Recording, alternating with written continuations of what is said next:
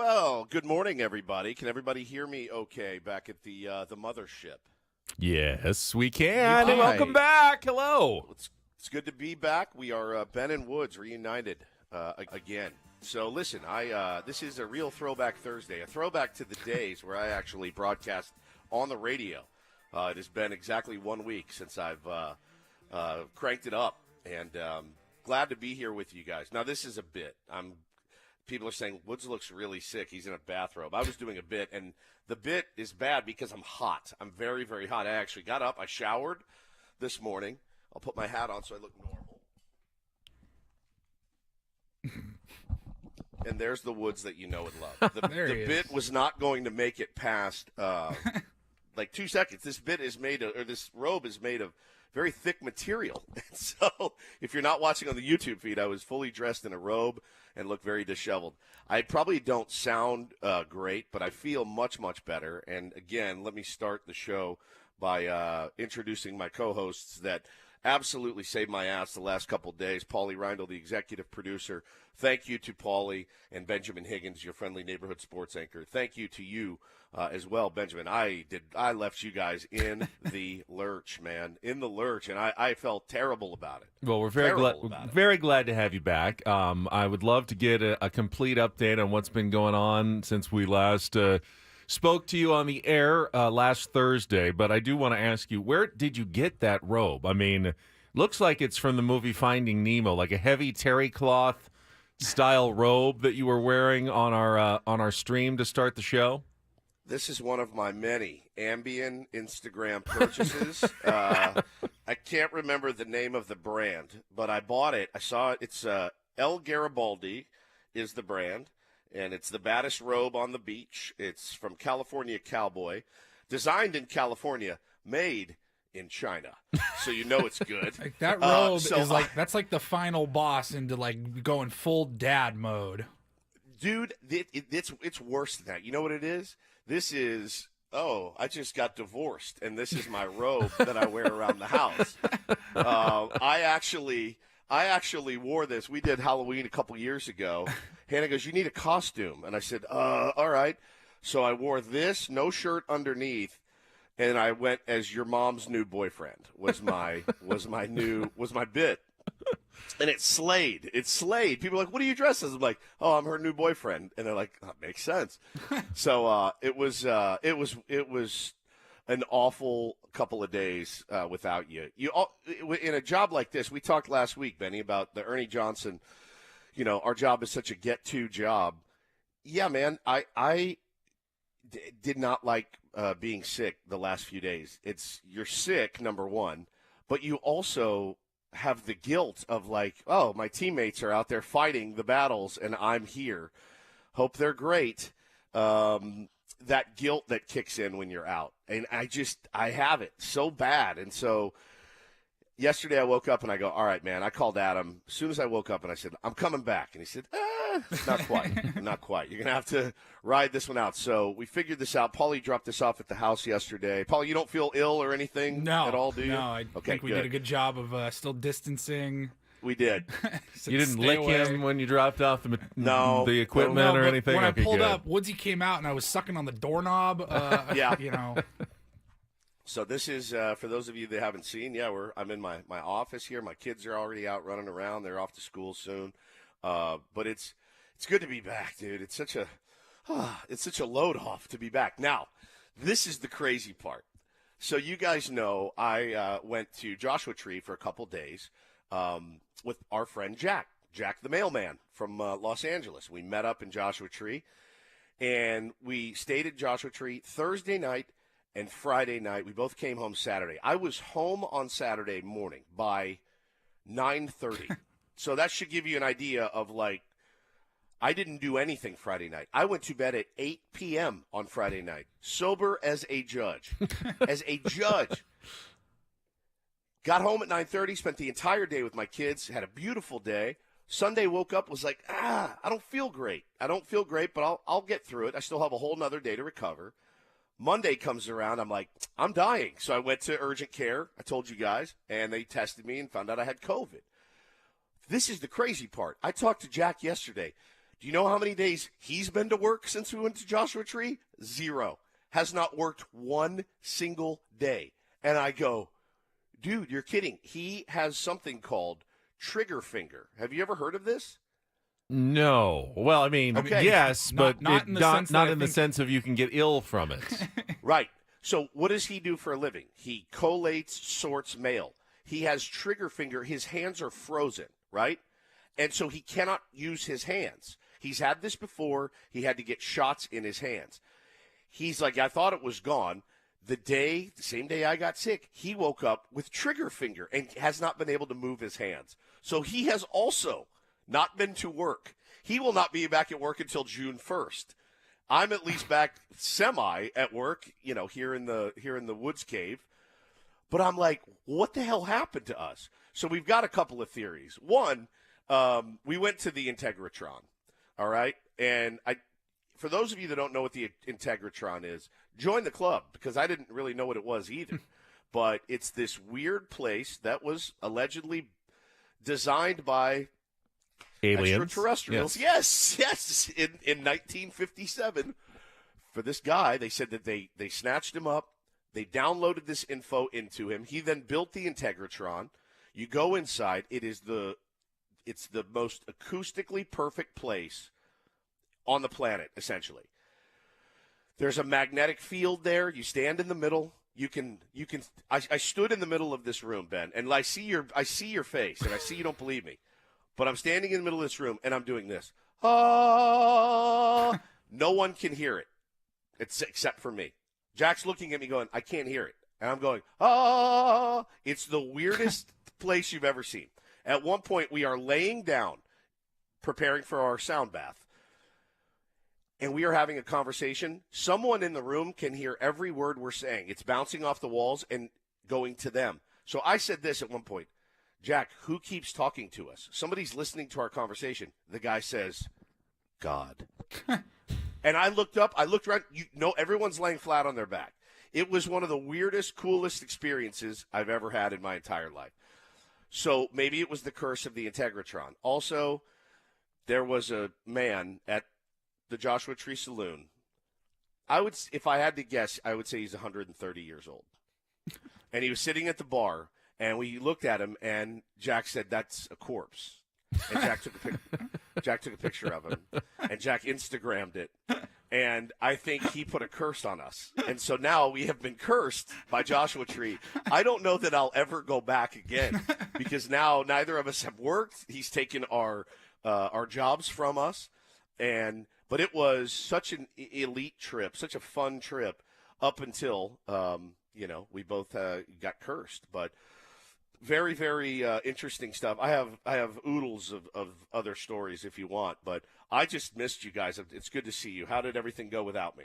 Everything went smoothly, I thought, the last couple of days. Obviously, we had a couple of Padres wins to talk about, which was pleasant and enjoyable. We had Skip Schumacher on the show, which I felt bad doing without you. It's like I felt like it's not the same if Woods is not here to give Skip all of his weird compliments that he gives him during the interview. But we tried our best to, just muddle through without you.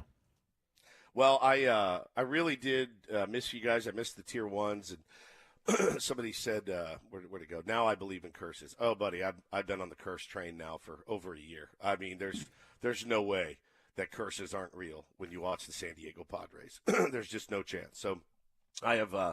We've discontinued, I think, the curses aren't real shirts. Probably need to get one that says curses are real. I definitely feel. Just a T-shirt that says F it, curses are real. Yeah, F it. Curses are absolutely real. But so does this sound like normal? I don't want this to become like a habit because I could get used to this. Honestly, I don't think anyone would ever know if you didn't have your guitars behind you. We could pull this off like you were in studio. I can see you. You can see us. It sounds really good. Everything is good. I was waiting for the man. That commute was horrible. You know me though. As easy as this is, I slept a full extra hour. As easy as this is, I would much rather be sitting there with you guys. And the plan is Monday. I'll be back in live. I see Ben is in his 97.3 The Fan polo, which can only mean one thing. That means there's a round table today.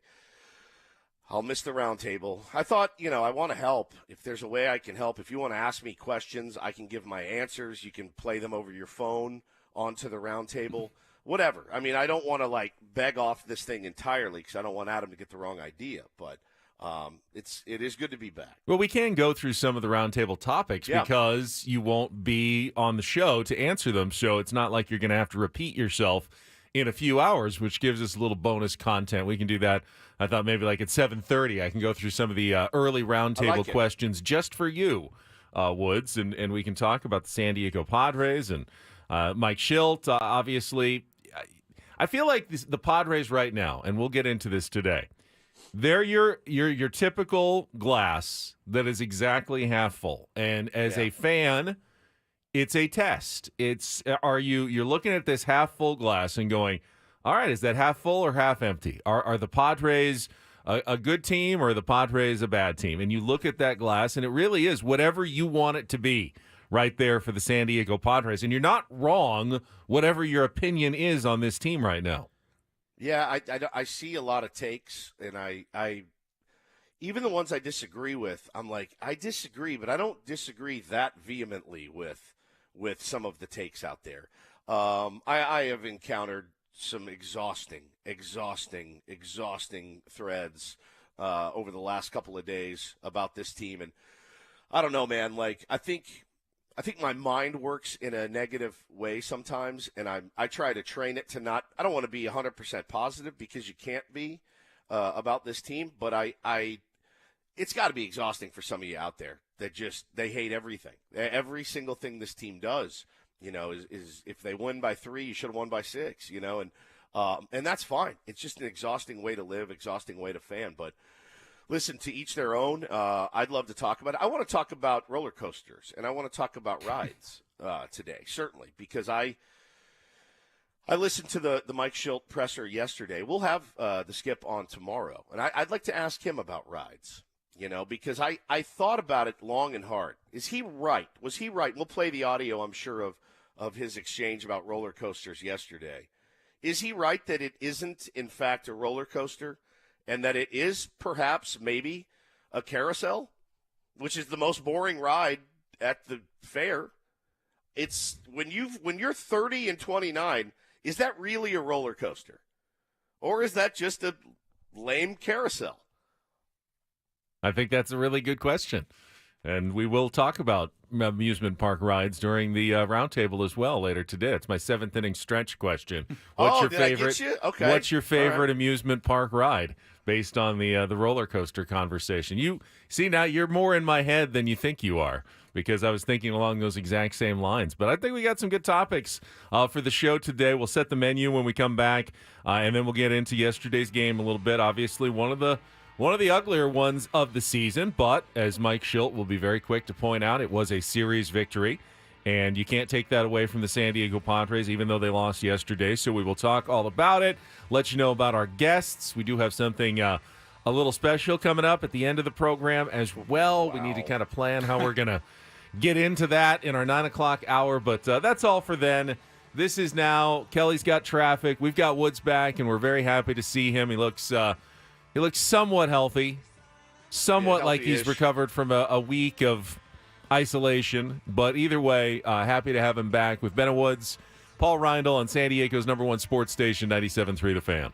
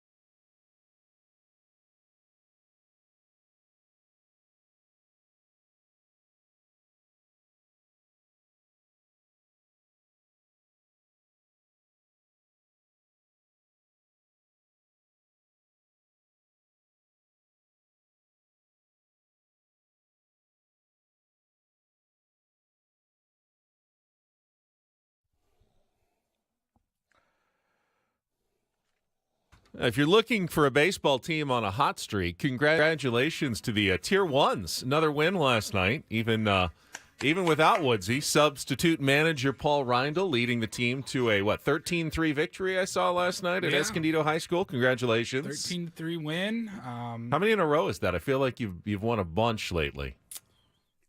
It's got to be at least three in a row.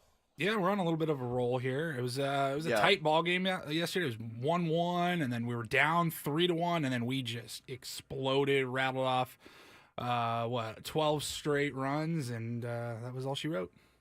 And Paulie FaceTimed me. I FaceTimed him in the middle, and we were going over strategy. It was the best baseball I watched yesterday. Maybe you should be doing that with Mike Shildt during the Padres games. Just FaceTime him during the middle of the game. Turn things around.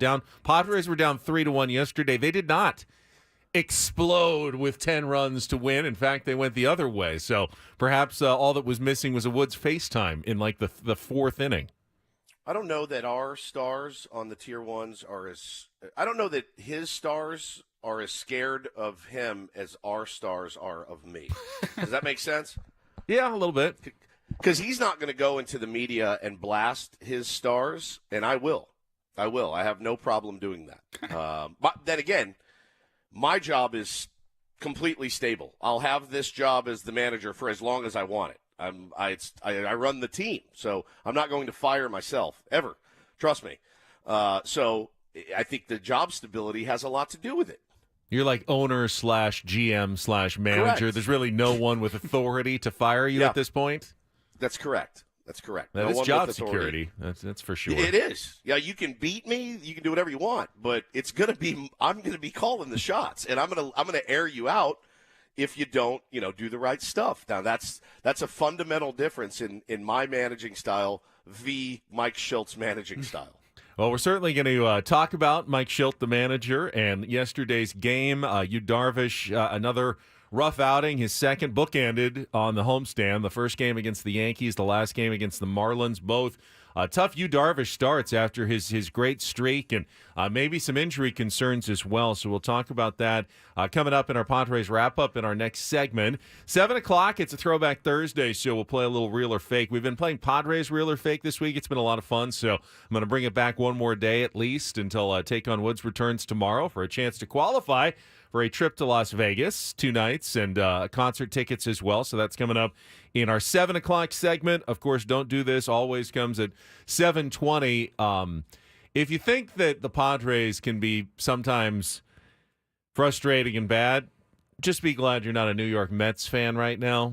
Now there is an organization with some real problems at the moment. Yeah. So we'll talk. It does give me a little bit of solace. We'll talk for all of the comparisons that our team and the Mets have had over the last couple of years, to see them go in one direction and us thankfully go in the complete opposite, I'm fine with that. Which is fun. It's still baseball, and as bad as the story is right now with the New York Mets, and it's bad. It's injuries. It's mutiny. It's bad behavior. I don't think the mood on the team could be any worse. They're like 5.5 games behind the Padres in the standings. That's like 1 week, and everything could still change for the New York Mets at this point in the season. It doesn't feel like it's going to, but that's what happens in baseball. The St. Louis Cardinals were 15-24 like a couple of weeks ago, and now they're back to 500 and just a half a game out of a playoff spot. So I think that is kind of the point that we're talking about here. It's that you can't really assume your team is anything because in 3 weeks, it could be something completely different. Yeah, a month from now, the Padres could be looking like one of the best teams in the National League, and they could be looking like a complete also-ran, depending on what happens over these next few weeks. And that's still true of just about every team in baseball at this point. Well, I think the trends, though, you have to look at the trends. You got to look at the injuries that are racking up for the Mets. You got to look at the clubhouse. You got to look at the new manager and what he's doing and not doing. And, like you say, obviously, you keep that window open that anything's possible. But holy smokes, man, with a new GM, with a, second-year owner that has thrown a lot of money at a lot of problems, And then the leadership or lack thereof in the clubhouse. I mean, look at Frankie Lindor the other day. I'm sure you guys talked about him watching Strike 3 the other day. I've never seen anything like that in baseball. I mean, saying I couldn't pick up the spin. I was looking for a walk. That guy makes a lot of dough. Not that our superstars are world beaters right now by any stretch. But, man, there's a different mentality in that clubhouse. And I think if you're David Stearns and you're Mr. Cohen, I think you look at it and go, is this going to get better? Is it really going to get better in 3 weeks? And if not, you got to adjust accordingly. Well, I get it. It doesn't look like it's going to. It looks very bleak right now. But I promise you, 3 weeks ago in St. Louis, they were talking about firing Ollie Marmol. Everyone seemed to be spinning out. This was a team that apparently last year was an indication that this franchise is going in the wrong direction. And maybe they still are, but they've been playing some of the best baseball in the National League over the last couple of weeks. So it does change a lot in baseball. And we'll discuss all of that as we continue our talk in the first half of the show. Second half is guest time on Ben and Woods. It's Thursday, which means a Smart Baseball segment with Eno Sarris from The Athletic at 8:35, a Reindl Report at 9 o'clock, and then at 9:30, we have something a little bit different. And if you remember, before Woodsy went off on his Joshua Tree excursion, he came up with this piece of video and audio last week from, what year was it, 1986? 86, a VHS tape that you could rent called Rent a Friend. And we played some of this really hard-to-believe audio that people would actually, they would rent it and watch on their TV, someone just talking to minutes. them. Hi, I'm Sam, and basically I'm here because I want to be your friend. How's that sound? Terrible. Sounds terrible. Great. I'm in a really good mood, and I hope you're feeling good too, because I'm not. I just ordered a VHS because I have no friends. I've been looking forward to this moment great. for quite some time. I mean, so I'm not doing I'd like well. to do it for you, right? Yeah. That's the sound he likes to make. By the way, Jack and I did that in the Integratron. Just so you know, we did that sound in the Integratron. That actually happened. So because Paul Reindl is the best producer in the world, he has tracked down Rent a Friend. He still is out there, still is alive, and we will be joined by Rent a Friend, Sam, who is actually an actor named Ben Hollis. Yep. Coming up at 9:35 this morning to just ask some questions about what on earth was he thinking? How many of these did he sell / rent? Is this his legacy going forward? I have a million questions for Ben Hollis, and we will hopefully get some of them answered at 9:35 today. I want to ask him about what sports. He lives in Chicago, so we'll talk Chicago sports with him. And great place to talk sports. Is there a liner he can read for us, Paulie, that you can send him? I want him to do hey, this is Sam from Rent a Friend. You're listening to Ben and Woods on 97.3 The Fan. Is there something we can do there? I think that's the line. We just ask him to say that. Ben and Woods wants to be your friend. Will you be their friends? Something like that. Let's come up with one during the break and have him actually read it for us live on the air. It's going to be amazing. All I can say, I reached out to him and we got in touch. He actually called me the other day to set up today's interview, and I'm sitting there and I'm talking to him. I'm kind of walking around my house, and obviously that video is damn near 40 years old. Yeah. So he has aged, but the cadence and his voice, I felt like I was watching the video again. I was like, all right, would 9:35 Pacific work for you on Thursday? And he just goes, yeah. Yeah. Okay. Yeah. I'm like, oh my Sounds God. good. I'm sitting there freaking out. I'm like, this is insane. I can't wait for this. I can't wait. So however the rest of today's program goes, we have that to look forward to coming up at 9:35 in our final segment. And then I'll transition over to a roundtable at 10 o'clock, and Woodsy will get off scot-free this week on the roundtable, and hopefully he'll be back next Thursday. But that's what we got for you. We'll start with our Padres Wrap-Up and talk about some of the more serious bits of yesterday's 9-1 loss to the Miami Marlins. Play some of that. And by the way, there's actually more sound that I didn't even realize from Mike Shildt after the game that was not on the postgame telecast either. So we're going to have all of that, the interactions between him and AJ Cassavell and Kevin Acee after the game, and whether you agree or disagree with Mike Shilt's perspective. We'll talk about it all coming up next with Bennett Woods on San Diego's #1 sports station, 97.3 The Fan.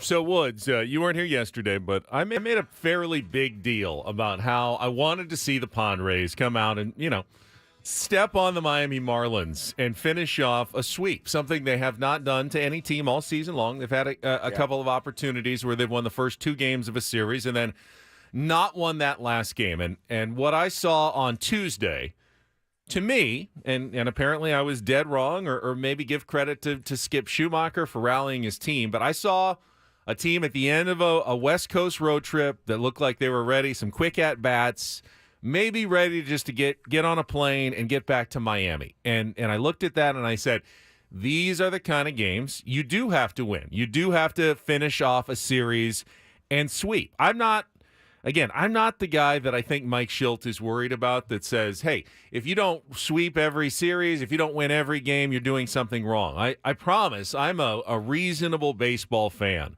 And I don't ride that roller coaster. I understand that the best teams are going to lose 60-plus games over the course of a season. So I'm not going to fly off the handle. But yesterday, going into the game, I felt like that's one I would like to see the Padres come out and really just give the Marlins no hope. And instead, it went a very different direction. And we can talk about the game, but I had a lot of people who were tweeting me and going, boy, that did not go the way that you foresaw it going, Ben. That was not what we were expecting after listening to the show yesterday.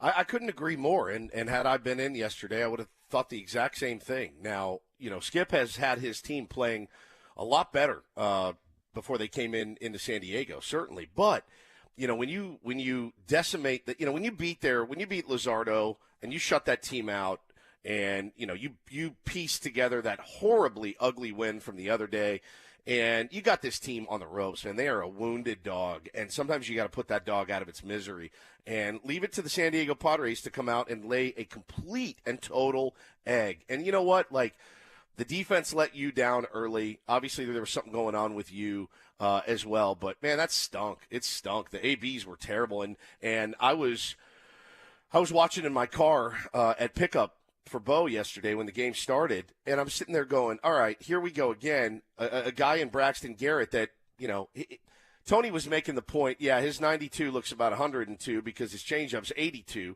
and that makes sense. But I feel like they see three of these guys a week, easily. You just replace Braxton Garrett for another thumber that seems to own the San Diego Padres, and you got to beat that guy yesterday. You have to. You got to win that series. You got to sweep that series, and Nick in the chat says it, and I texted you guys this yesterday. Look, he says Mike Shildt sets the bar low. All he expects is a series win, which is fine for most teams, but bottom-tier teams need to be swept. And I texted you guys the same thing. Look, when you come out in your press conference, I guess, and say, well, listen, we won the series, I get that that's what you have to do. You have to. You can't rail your team ever for winning a series, right?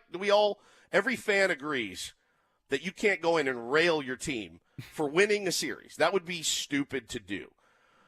But it can't just be, well, we won the first 2 games. Let's cruise until, there's got to be a change in mentality a little bit. And I don't know where it starts. I don't think Mike Shildt thinks that way. In fact, knowing him the little bit that I do, I know he doesn't think that way. Going on and saying, well, at least we won the series, though. It sounds like something Ben would say, or it sounds like something I would say, right? Like, that's something that we would say. Hey, could be worse. Could have lost the series. We didn't. We won it.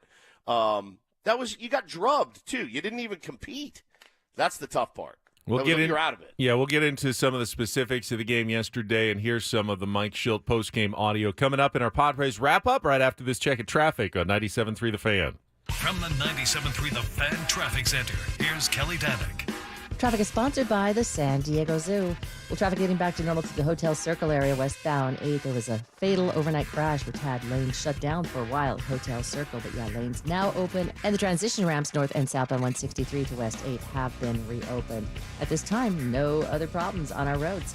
You don't need a cape or special powers to be a superhero, because every time you walk through the gates of the San Diego Zoo, you help fund conservation efforts around the globe, and that makes you a hero for wildlife everywhere. San Diego Zoo. Every visit goes a long way. I'm Kelly Danick with Ben and Woods, San Diego's #1 sports station, 97.3 The Fan. It's a shame if they lose. Oh, a shame indeed. It's a complete crap. Oh, I did not like that. Here are the lowlights from yesterday's game. Are you kidding me? Boo. It's the Padres Wrap-Up, presented by Hamul Casino. With thrilling slots and tables and all the best rewards, Hamul Casino has all the fun you're looking for. Hamul Casino, fun above all else. We'll give it 16 minutes of salt, and then we'll, get back on the bump and figure it out. It's not your fault. 1-1 pitch, lined into the right center field gap. Tatis on the move, overran it, gets over his head, and the Marlins going to take the lead as Gordon comes in to score. Fortes slides feet first into second, and the Fish in front 1-0 here in inning number 2. 2-1 pitch, hit hard on the ground to the right side, off of Cronenworth's glove, ends up behind him. Fortes rounding third, he's going to score as Tatis picks it up in shallow right, and the Marlins take a 2-0 lead. They called it an RBI single for Jazz Chisholm Jr. And now another 2-2. The pitch on the way. Lopez swings, bounces it to third. In between hop. Manny's got it. Races the throw to first. It goes wide and gets away. Bell's going to come in and score. And the Marlins lead it 3-0. A rare defensive miscue from Manny Machado. 3 runs on 6 hits. Kim sends this one in the air to deep left field. Gordon's back on the track at the wall. Gonna go! Home run, Ha-Sung Kim. Number 7. And the Padres are on the board. It's 3-1. Runners lead at first and second. The 1-1 pitch in on the ground through the left side and a base hit. Gordon rounding third. On his way, he's going to score. An RBI single for Brujan, and now 6-1 Miami in the 5th inning. Bases loaded, 2 down. The 0-1 pitch hit hard, and a diving stop by Manny towards the line. Throw to first from one knee, and he got him! Manny Machado bounces back. A stellar defensive play at third to end the top of the 5th inning. A 1 pitch hit in the air to deep right field. An absolute no-doubter as it comes down well beyond the old wall in right field. Long home run for Sanchez, his 3rd of the year, his 2nd hit of the day, and the Marlin lead is now 7-1. No balls and a strike to Jazz Chisholm Jr. Had an RBI single back in the 2nd inning, and he hits this one in the air to right center. Fernando long run, not going to get there. Bounces down on the grass, rolls all the way up against the base of the wall. Lopez rounding third on his way. Chisholm heading for third. He'll get there with a head-first dive and an RBI triple to make it 8-1. 1-2. And the pitch to Azokar, hit on the ground right side. To his right, Berger has it. Long underhand flip is in time, and the ball game is over. Scott covering on a bang-bang play at first base. Under different circumstances, perhaps Mike Shildt challenges this one. He will not, and that's all for this May 29th. Just wasn't very clean. We haven't had many of those. Didn't help ourselves. Now, also, they had a pretty good approach. They came in, took some good at-bats against Kolek and De Los Santos. Had a nice idea what they were doing there and executed their plan, and got to give them credit for that. But we just weren't clean today. Weren't clean enough. Then it started, early in the game, as Woods mentioned. There were some defensive plays that could have bailed Yu Darvish out in the early innings.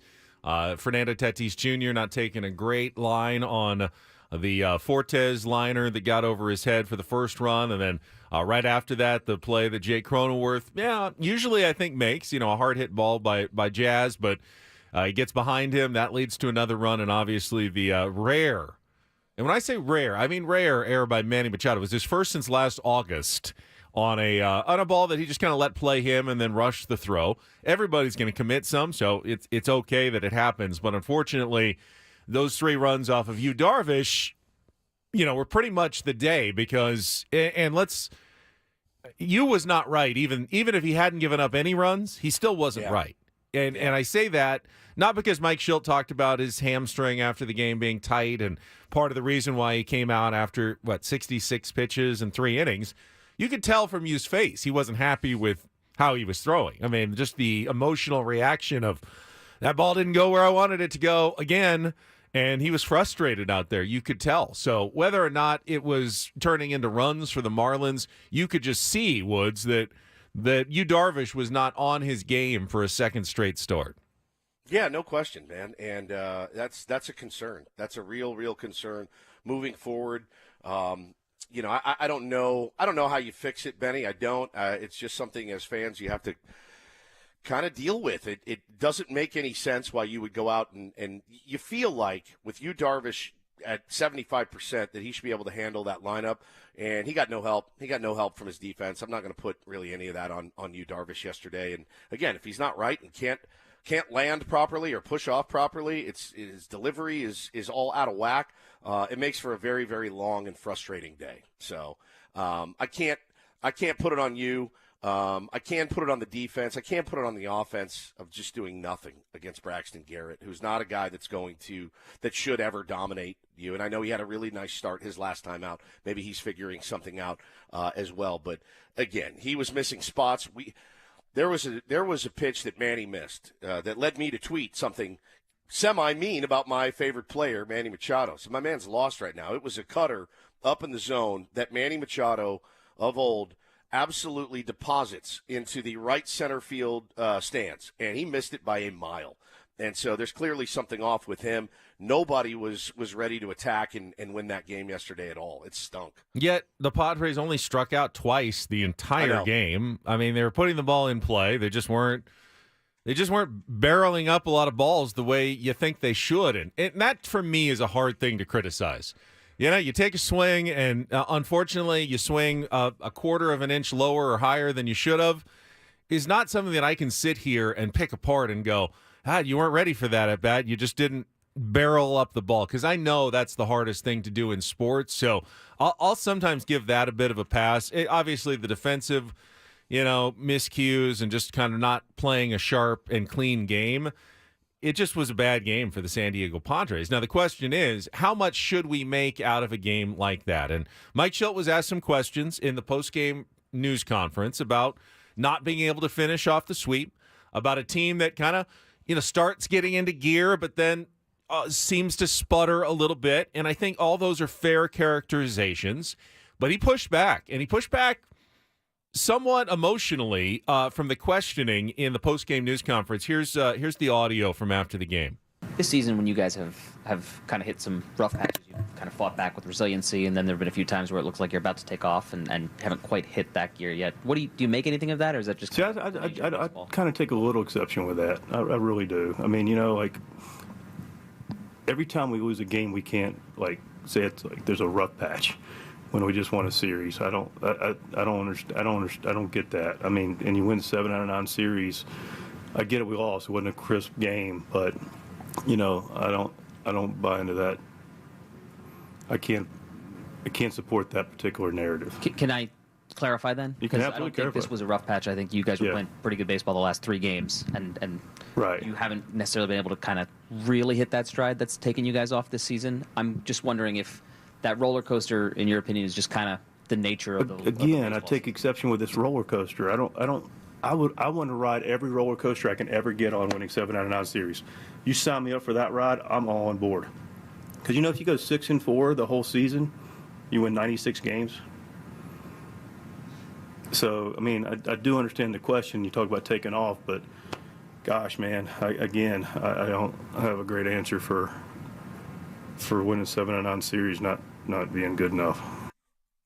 I mean, that's the only part of it that really bothered me. If you don't want to call it a roller coaster, I think that's fine. But winning 7 out of 9 series is good.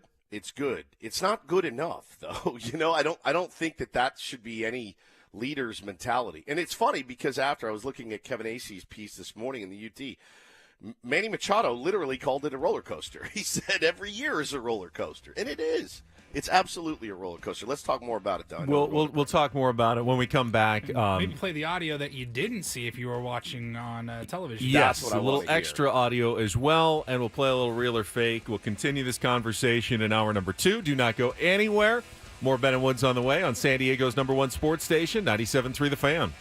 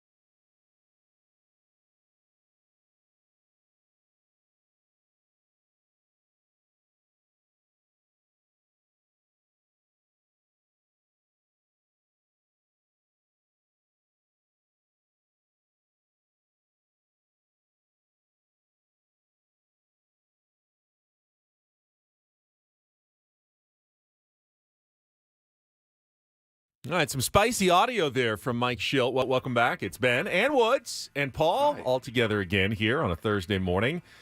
And we've got a little more audio to play for you from after the game. But I first want to say that, we're going to have Mike Shildt on with the manager's report tomorrow. And this is difficult for me because I respect Mike. I think he's been really good for the San Diego Padres team. Clearly, he's made a good impact on the Padres, just the vibe, what we saw in spring training, and I think what we've seen through the first couple of months of the season. A tough schedule, got him with a winning record, in position where they need to be. He's done a good job as manager of the San Diego Padres. Man, I agree. 100%, Benny. And one thing I will say, and that we all need to remember, if you know your Padres history over the last few years, what is the manager of this team, no matter who it's been accused of every single year of, quote, losing the clubhouse? Mike Shildt has made it a clear priority that he's not going to do that. He's not going to lose the clubhouse. He's not going to question a 3-0 swing. He's not going to question guy throws four balls, in a 3-0 count swing. He's not going to question those things. He's going to ride with his players. I admire that about Mike Shildt because if he's smart, he will do everything in his power to keep that clubhouse together. And I think so far, so good. And maybe to wear it in front of the media is actually part of his grand plan. The only thing is like, instead of going after the media, I think it would be fine if Mike Shildt said, no, it's every time. This would not bother me a bit. And you guys answer if it would bother you. Benny, you interview me after yesterday's game. All right, Woods, everything looks so good. The first two games of the series. What happened yesterday? Why did the team look like they came out flat in the game? That's on me. That is on me 100%. I got to wear that one as the skipper. Ball found some holes, but, no excuse for our approach yesterday. We got to do better. Period. The end. It's on me. That's it. You're done. Instead of, well, actually, it's not really a roller coaster. And sign me up, and we have done this and all that. All those games are behind you. But the fact that he's not going to go out and roast his players doesn't really bother me that much, knowing what he knows, knowing that, every manager that's been here in the last 6 years since we've been covering the team has lost that clubhouse. No, you cannot lose that clubhouse in June. And I don't think AJ Cassavell, who was asking those questions, and we've known AJ for a long time. He's a smart, savvy reporter who knows what he's doing. He's not looking for he's not a gotcha guy. He's not looking to write some big, takedown of Mike Shildt after the game, or even a takedown of the San Diego Padres. He's asking questions that need to be asked. And then, Mike Shildt to me, the answer that Mike Shildt gave tried to make AJ look bad. When I don't think AJ was trying to make Mike Shildt look bad, but Mike Shildt almost made AJ try to feel bad about his question that he was asking, which was a very legitimate question. As both a fan and as a reporter, someone who covers the team, that's the part that I'm having trouble with today. Because nobody's sitting here saying you didn't win 7 out of 9 series or that it was BS. Not even that you're not playing good baseball. I mean, they've had a very up and down week, almost like a roller coaster, but I guess we don't use that analogy anymore. But like, you played very well in the first 2 games of the series. And all we've been asking for all season long, and Ben and I talked about it the entire last 2 days, was like, man, it's time to go on a run. It's time to win 6 in a row, 9 out of 12. You know what I mean? Like, it's time to get some separation on your record. And Paulie, by the way, even if they had just won 10 games in a row, then are in first place and ahead of the Dodgers, if you lose 9-1 in a game like that to the Marlins, the first question is, what the heck happened in that game? Yes, you guys have been playing so well. I mean, what did you oversleep or something? Why did your team not play the way it had been playing the last 10 days? Of course, the world's not crashing down. Of course. And I don't think AJ was suggesting the world was crashing down. Mike Shildt immediately went to rough patch. I don't think AJ said rough patch in his question. And there are some fans that it's the big leagues. Oh, I can find his actual question, but I don't believe he said rough patch. I don't think he said. In the second question, when he tried to clarify, because he felt a little bit like he was being attacked for his question, he said roller coaster, and then Mike Shildt grabbed on that one and said, it's not a roller coaster. That to me is, Mike Shildt is doing a good job, and he can own a AJ couple of losses. Just, I guess, to be fair, AJ did say rough. Did he say rough patch? This season, when you guys have kind of hit some rough patches. Okay, they have hit some rough patches. They this have season. hit some rough patches. He didn't necessarily say that this was a rough patch, right? And it's not. AJ knows one game is not a rough patch, but he knows that they've gone through some rough patches, and because they have, when you win 7 out of 9 series, you're only a 500 or one game above 500 team. The rough patches have kept the Padres, even though they've been consistent series winners, from really making any inroads in the standings, to move up to where they want to be, which is, 5-10 games above 500, not one game above 500. And the reason for that is because of the rough patches. Doesn't mean they're starting one yesterday, but it's possible that they're starting one with yesterday. And it is very much, to me, it's just a legitimate question by a reporter who knows what he's doing, has covered the team for many years, and is a smart and reasonable guy covering the team. So I felt like Mike's reaction was a little over the top. Now, do I like that maybe he's just frustrated when his team loses and he gets in a angry kind of smarmy mood and doesn't want to take it out of his team, so he takes it out on reporters, and maybe that is the right thing to do. Maybe that's a better way to handle it than going in a different direction and saying something to a player on his team. But I don't know, just personally, I didn't like how he handled the post game yesterday. Well, and you talked about earlier how you're a little uncomfortable now for tomorrow's interview, and that probably stems from this next piece of audio, this back and forth. This was after the back and forth with AJ Cassavell and Mike Shildt. Kevin Acee, and this was not on the television broadcast, I found this morning. Kevin Acee asked him, the question was, how hard is it to sweep a team? It's hard. It's the big leagues. It's not easy. I mean, clearly we're ready to go out and, to AJ's point, continue to take off, and we didn't today. Their guy's pretty good, just come off a complete game, threw the ball well. They had some good at bats, they made their plays, didn't play our best, and didn't win a game. As you point out, these guys are human, right? So these games happen over the course of 162. They just do. So do you just, like, when this game happens, is there things that are addressed, or what would we address? That's the part and again, I don't want to be, I've admitted the game wasn't clean. I'm not alibying. The game was not clean. It wasn't our best effort. No question about it. What would also be nice if we had conversations about, hey, the team's playing well. They won 7 out of 9. This looks pretty good. They played clean. Bullpen was good. Those kind of questions. So I don't know what I would address to a group that's playing really good baseball that just didn't have their best day. I don't know what to say to that. Today was not our best effort. Right. That's an answer to my question. Yes, sir. Yeah. But it probably stands out because. That's also a great point. Yeah, for me, it's not been, a part of it. It's been an outlier. And you're going to have outlier games, 162. And again, nobody in that clubhouse, including myself, is happy about it or will excuse it.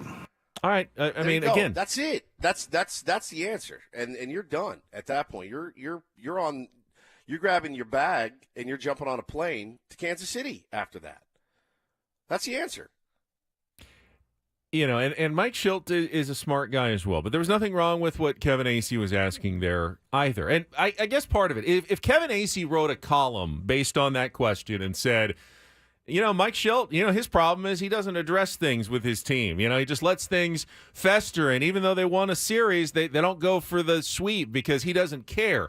Now, if he said that, if Kevin Acee wrote that, Mike Shildt could absolutely legitimately be upset about the discourse about his team. Part of the job of being a reporter is you ask a ton of questions, and a lot of them don't even make the stories. Maybe part of this is now all these press conferences are carried live, so everyone hears the answer and gets to, without any context, kind of hears it. And Mike Shildt knows that you can go on Twitter and just watch that news conference or listen to it here on 97.3 The Fan. Everything is posted. But as a reporter, generally, maybe 1 out of every 5 or 6 answers actually goes into your story. And you have to ask a bunch of them, otherwise you're just going to get, generic quotes and you won't have anything to use. So you kind of keep asking questions the same, different way to, just see if you can get a good answer that you can work into your story. But until someone comes out, whether it's us or a newspaper writer and goes, yeah, Mike Shildt is really dropping the ball here. This team should be way better, and they just continue to, not take things seriously and not care, which I don't think is true. I'm not going to say it. I don't think A.J. Cassavell or Dennis Lin or Kevin Acee is going to write that at this point with a team that has won 7 of 9 series and is a game above 500. Don't think Mike Shildt has anything real reason to complain about the questions about his team or the media or even the fans and how they react. Of course, no one's happy about that game yesterday. It was an ugly game. People in the stands, 9-1. It sucked. Look, man, end of the day, brilliant work by Mike Shildt, because what are we spending an hour talking about? Talking about him talking to the media. We're not talking about the team's poor play. So, again, I tend to lean on the side that he knows what he's doing. I think, this is now guess whose fault it is. It's the media's fault. And now it's not the play on the field that we're sitting in here talking about.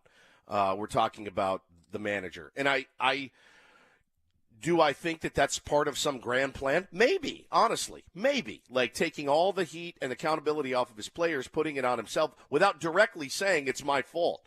But what have we spent an hour talking about this morning? The media, which is who we are. So that game yesterday, again, it's a blip on the radar in a long season, certainly. But we've now spent, like I said, 1 hour talking about Mike Shildt and how he's dealing with the media so far, and not the team that is.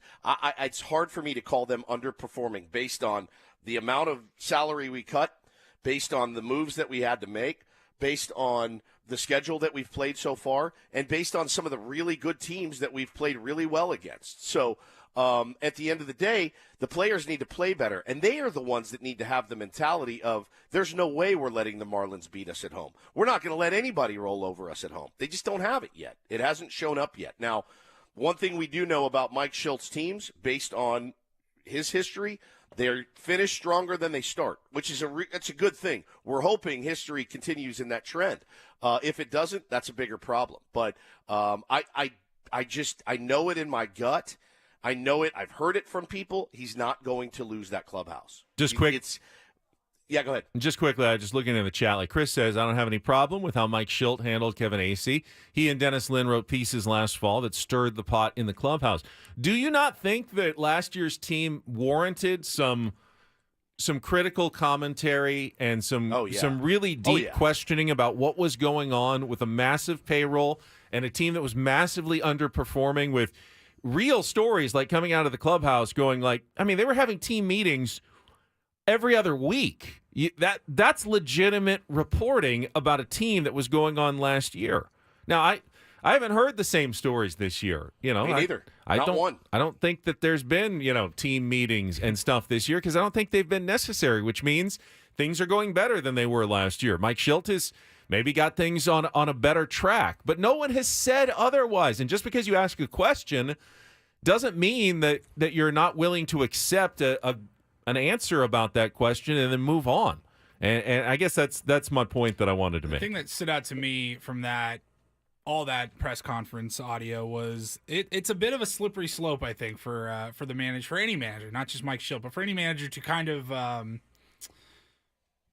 start to dictate how the media should act and ask their questions. I think that's a bold strategy, maybe. Like, nobody's saying you didn't win 7 out of 9 series, but you can't. But Paulie, it is a strategy. It is a strategy. That's but what I will. Bro, die you lose on that 9-1. Like, you should be asked what the hell happened out there. Not just disregard. Boy, that it bullpen's completely. still looking pretty good, though, right? I mean, no, it didn't look good yesterday either. Hey, Fernando looked great on that almost double that he got thrown out at second base. But let's just focus on the positive swing. Like, it's okay to ask tough questions, or not even those. They weren't even tough questions, but like when you get bodied 9-1, it doesn't have to be all sunshine and roses. All right, we went a little long there, which is fine. It's an important and interesting conversation. So let's push back real or fake to our next hour. We'll do it at 8:10 because we got Don't Do This coming up next. Ultimately, one thing that Mike Shildt is right about: Padres keep winning series and keep even slowly staying above 500 all season long. They won't have a problem. Yeah, they will not have a problem. Absolutely right. Now, if they go to Kansas City and lose 3 in a row, all of a sudden it's a rough patch, and boy, it's too bad you didn't sweep the Marlins, because then you could have gotten away with a bad game or two here or there. So we'll find out going forward.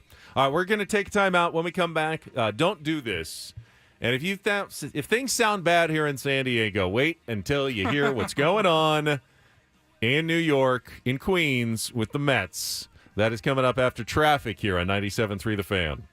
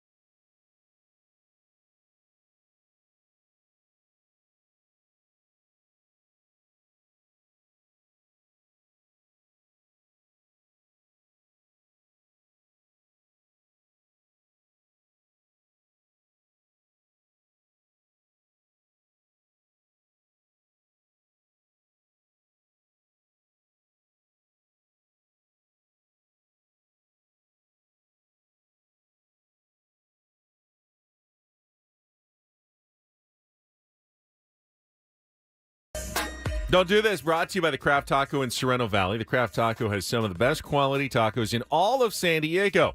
Go to thecrafttaco.com. Take a look at their happy hour specials today. Thecrafttaco.com. Got that Mets story coming up. First, though, I will start us off in the NFL. See how this one plays out. But we've seen athletes come back from a lot of bad behavior in the past. But one thing that people do not stand for is cruelty to animals. And Kansas City Chiefs defensive lineman Isaiah Buggs has been charged with 2 counts of cruelty to dogs in the 2nd degree after the Tuscaloosa Police Department received a report and investigated 2 dogs that were left on the back porch of a home being rented by Buggs. Animal Control found a gray and white pit bull and a black Rottweiler on a screened-in back porch with no access to food or water. Both dogs appeared malnourished and neglected. The residents appeared to be abandoned. Witnesses told police Buggs had recently moved from the house and apparently left the dogs. They were both seized by Animal Control, but the pit bull eventually had to be euthanized. Now, Buggs has responded through his lawyer, Woods, and he says that this is all a plot against him, a, quote, subversive campaign to force the closure of the hookah lounge he owns in Tuscaloosa. Okay. Which seems, I don't know what one has to do with the other, but maybe, get enough bad PR going. Have you ever been to a hookah lounge, by the way? I have not. You have not. I have. You have. Paulie avoid has. Them. Yeah. What exactly is a hookah lounge? I mean, I think I can picture lounge, like and you smoking smoke big pipes. You smoke hookah's a thing. Yeah, it's like a giant Pipe thing, and thing. it's got Yeah. several different. Is it tobacco or is it some other product that they it's put like in? flavored tobacco, and Okay.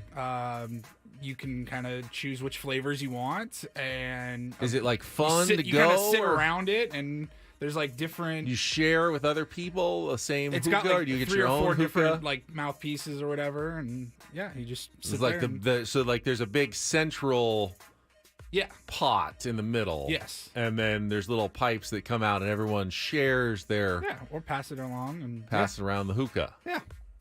It's a good night out. Fun It's night out. it's literally something I haven't done it in a I've long never had time. any experience with and really know very little about hookah culture.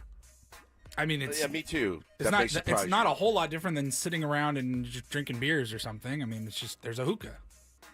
Except you're not all sharing the same beer. You're not all sharing the same hookah. The ones that I remember, there was I think 3 or 4 different little whatever mouthpieces to smoke from, and Well, we're missing the plot here. Obviously, you don't need to abuse dogs. That's true. And leave them behind when you move. And yeah, the Chiefs are having a banner off season so far. Just couldn't do any better. And I'll switch gears here.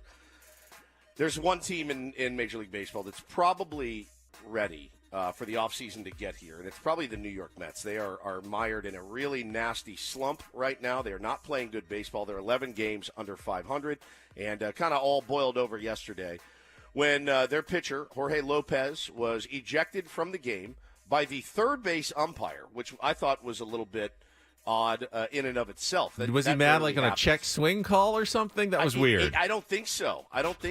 I'm looking right now at the video again. He checks.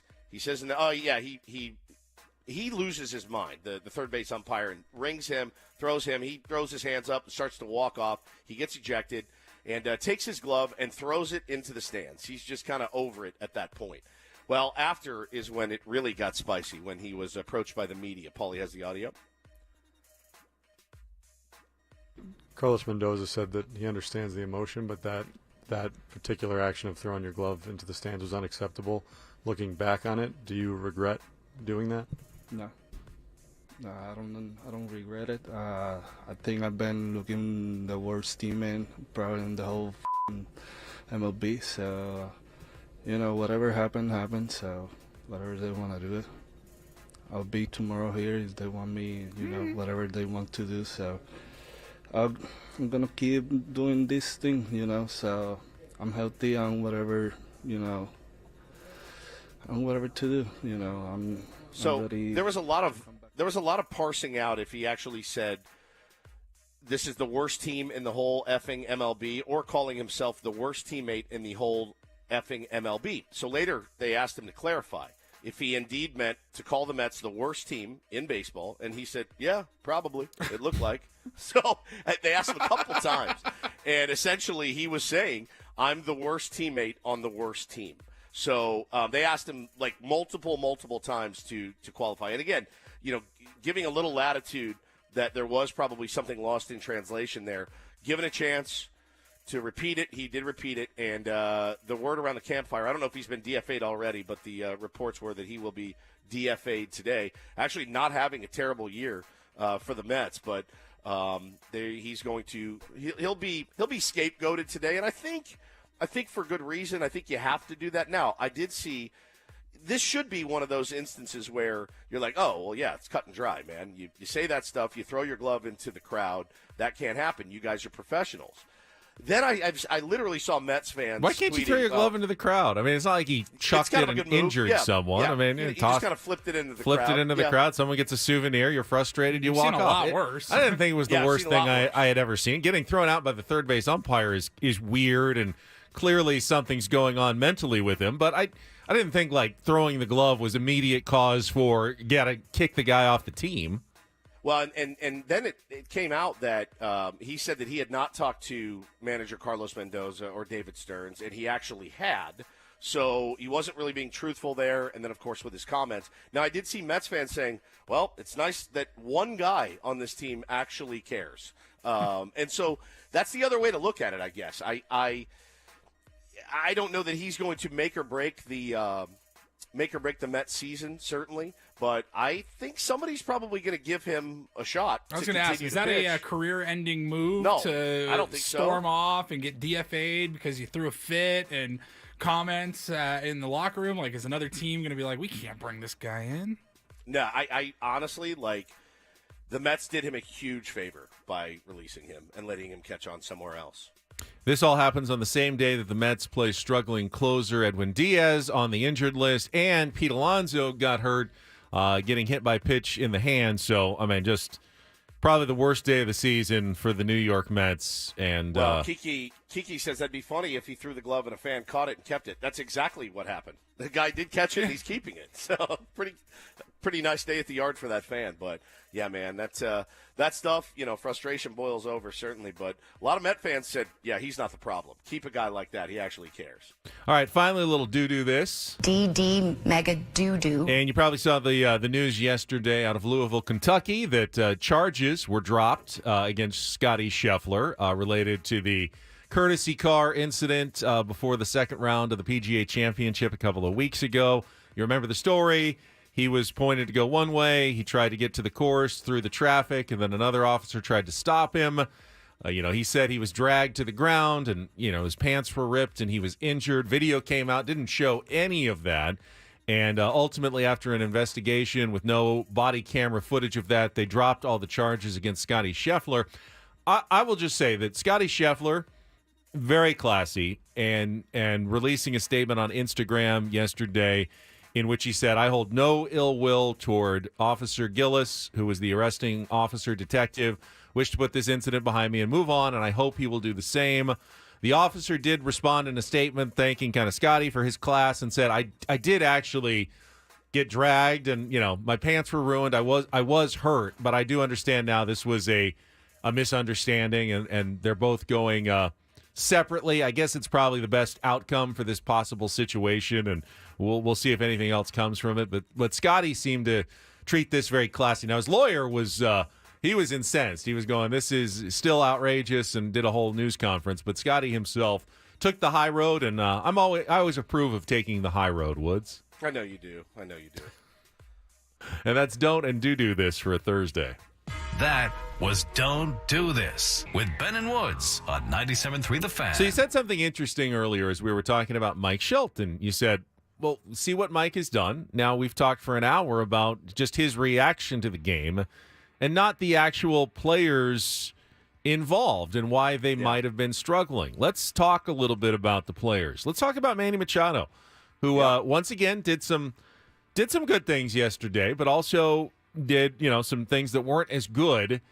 And I will give you one of my big. Bro, watching Manny Machado throw a ball away, just an actual E5 like that, it like took my breath away for a second. I was like, you just don't see that very often at all. We'll talk about it coming up next with Ben Woods on San Diego's #1 sports station, 97.3 The Fan.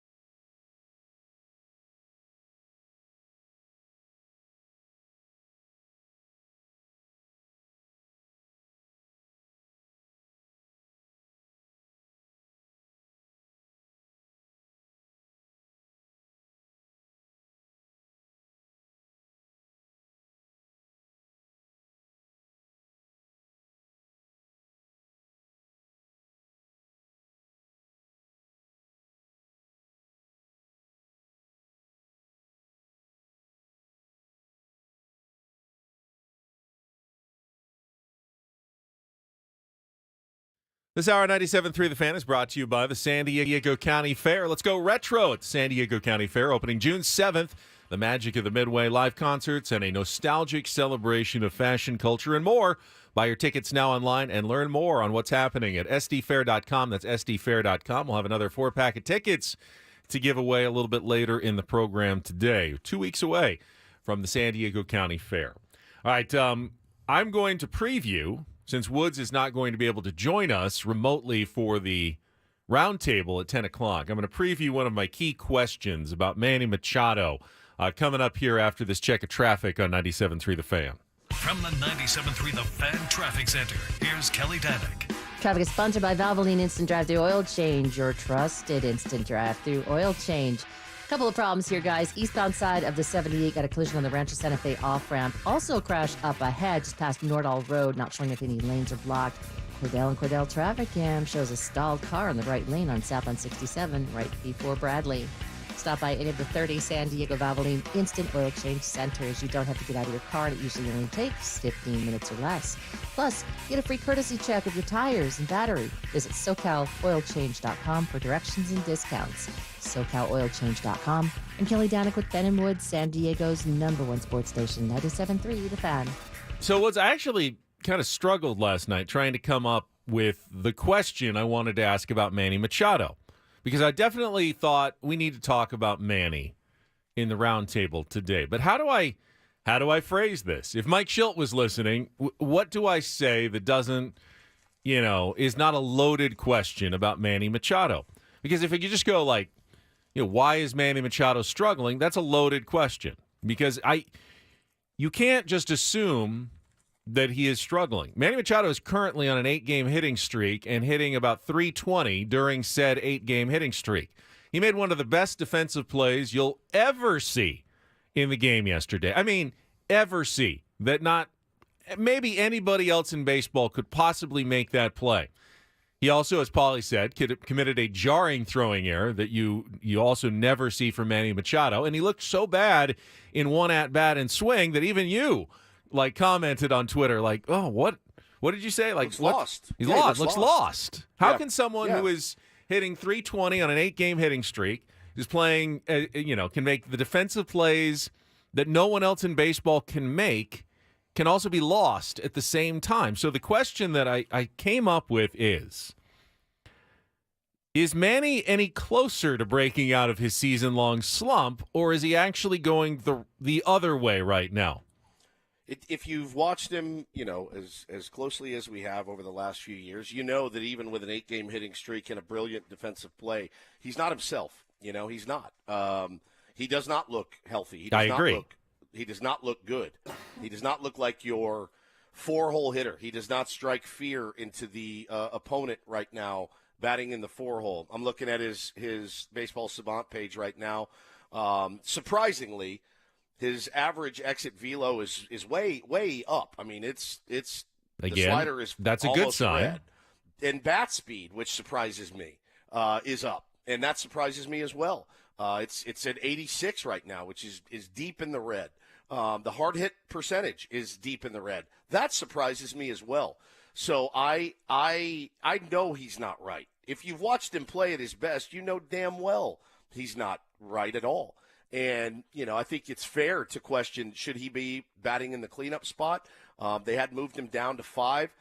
I thought maybe that would help get him going, but nah, man, he's not right now. And again, anytime you say anything positive about Manny Machado, you're going to get railed for it. I don't really have much positive to say other than that play he made yesterday was fantastic, absolutely fantastic. So, I do remember the article that came out after the season, after he got the surgery, saying he's not going to be ready until 2025, right? Fully healthy until 2025, as far as the elbow is concerned. We've all decided to scratch that and depend on him and think if he's out there, we need a better version of Manny Machado, certainly. And I think Manny would tell you the same thing. Here's what drives fans crazy. He doesn't panic. He's not a panicker. And he's never going to let you know that I'm panicked or I'm scuffling or I'm lost. People don't like that. And I, for one, wish that I had more of that in me in my personal life, my professional life. I'm a panicker. I'm absolutely a panicker. We probably are all panickers. He's not, and I think it rubs people the wrong way. You know, you kind of hit on it, but the numbers surrounding Manny Machado this year don't really make a lot of sense because the biggest issue right now is the lack of extra base hits and power. 8-game hitting streak's great, but if they're all singles and it's always a 1 for 4, you're not really doing a lot to contribute offensively to the team. Manny has not hit a home run since May 3rd. His isolated power number is 120, which is down about 80 points from last year. He's a good power hitter. So what do you need for power and extra base hit? Well, you need usually high bat speed, good exit velocity, and hitting a lot of balls hard, which he's doing. Right. So that doesn't make sense. That doesn't make a lot of sense. You can't say Manny needs to work on, hitting it harder. Well, he's actually hitting it harder, and he's among the best in the league. What Manny is doing poorly right now, what he has really completely changed this year, and I don't know if it has anything to do with the elbow or not. He's just hitting the ball on the ground. The angle of exit is way down, way more ground balls. When he gets the ball in the air, it's line drives, that land in front of the outfielders, but he's not launching the ball.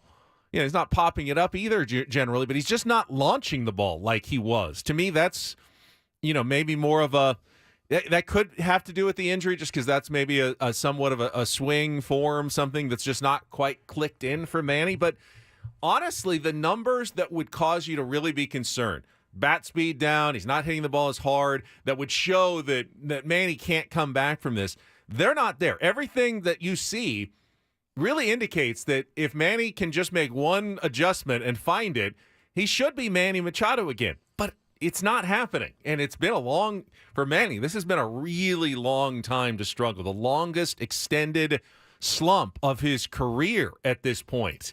Well, and you're seeing it in the chat right now, right? Okay, here's blowing bubbles, jogging to first. We loved when Manny hits a bomb and blowing bubbles. This is where we start to nitpick, right? And, boy, we love it. We love it when Manny blows a bubble and makes a great play. We don't like it when Manny blows a bubble and throws one away. And I think that's an unfair – he is who he is. He's always going to be that guy. He does not change, ever. And so the narrative that he doesn't care or want to win is so effing stupid.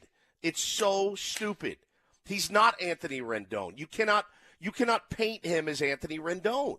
That guy fights to get back on the field, probably to his team's detriment sometimes. So again, it is or certainly to his own detriment. Or certainly to his own detriment, man. So it drives me nuts that he doesn't care. The other day when Solano hit the bomb, he's the first dude out of the dugout, man. I hate that. I think that's massively unfair. And to categorize him as a guy that doesn't care. I mean, ultimately, does it matter? Well, we don't know what's deep in Manny's heart and whether he really cares or not. We will never know. Only Manny will know.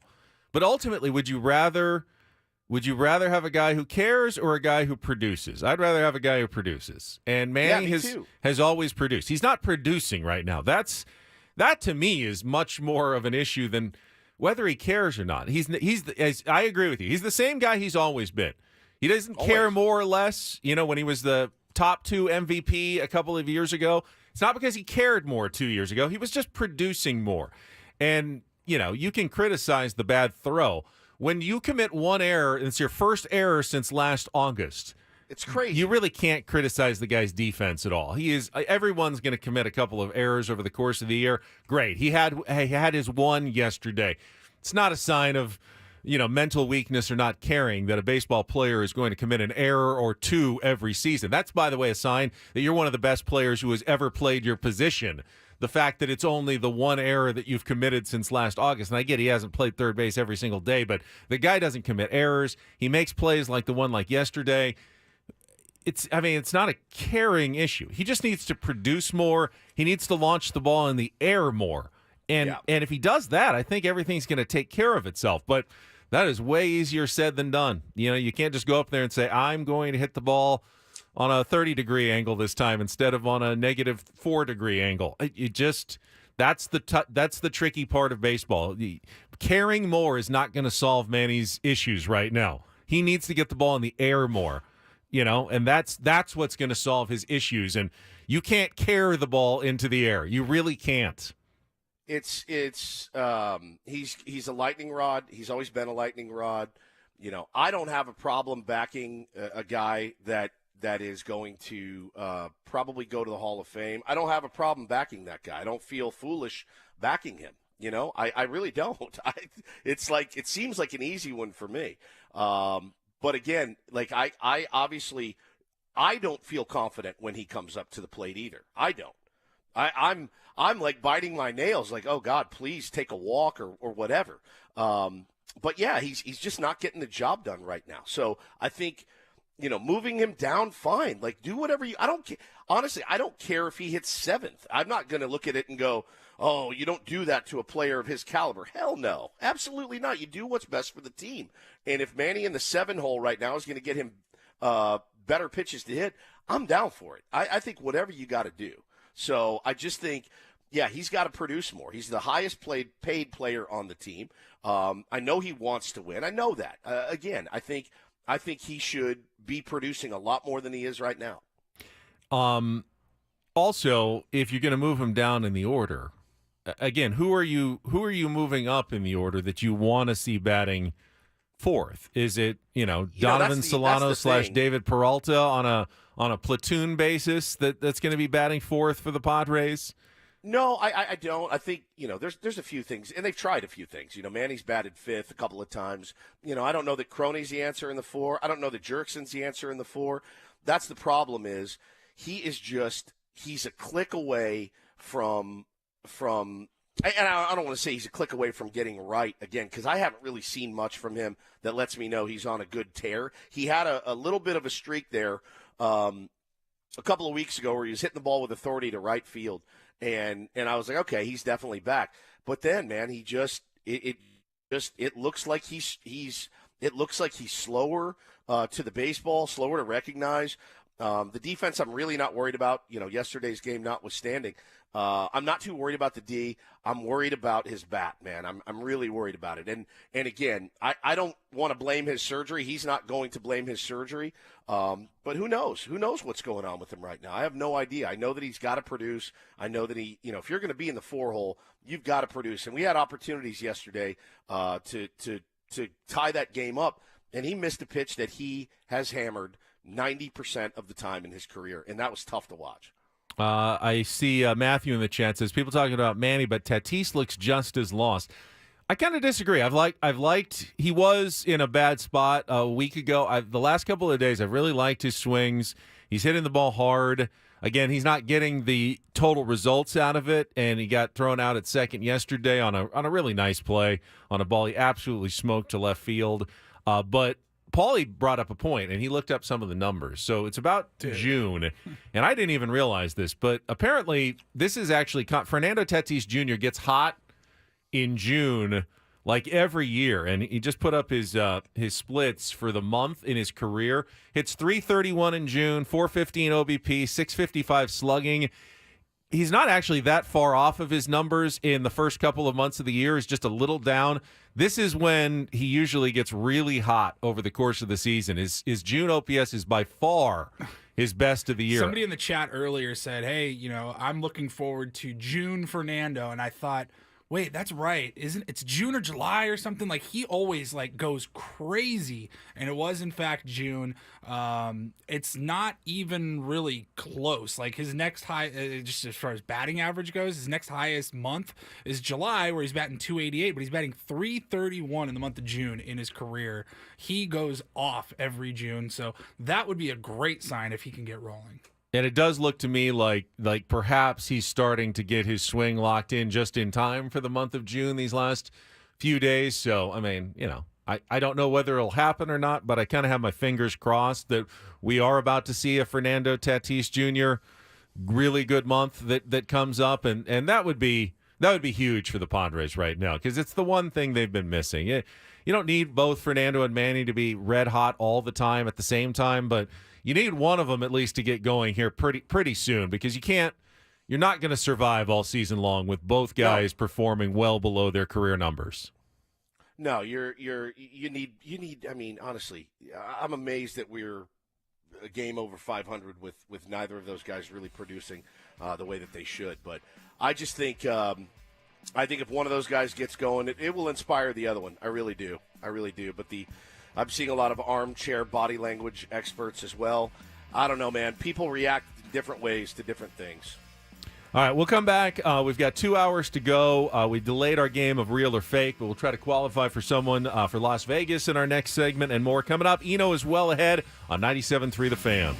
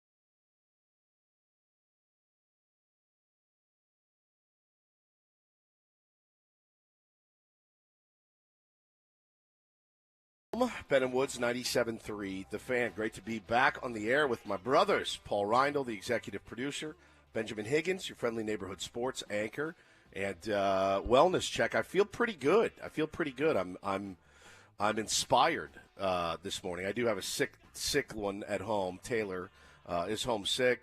Hannah's running Bo to school right now, so he keeps coming in asking me when we can play Monsters. And I said, I've got a couple more hours until we can play Monsters. But I'll definitely get to you, buddy. What's involved in playing Monsters? I pretend I'm a monster and I chase after him. Does that come pretty naturally to you? It does. Yeah. Hannah would definitely say I play that role to with great aplomb, Ben, playing the role of monster. What would you guys say? Would you say it comes natural to me? No, I think you're just a sweetheart. You got a monster exterior. It's true. You're like Sully from the movie Monsters, Inc. You look like a monster on the outside, but you've got a heart of gold on the inside. I look like a monster. I know I'm not looking my best. I have not seen the sun in many, many days, but so I don't know, man. I mean, you're a handsome monster, but kind of a monster.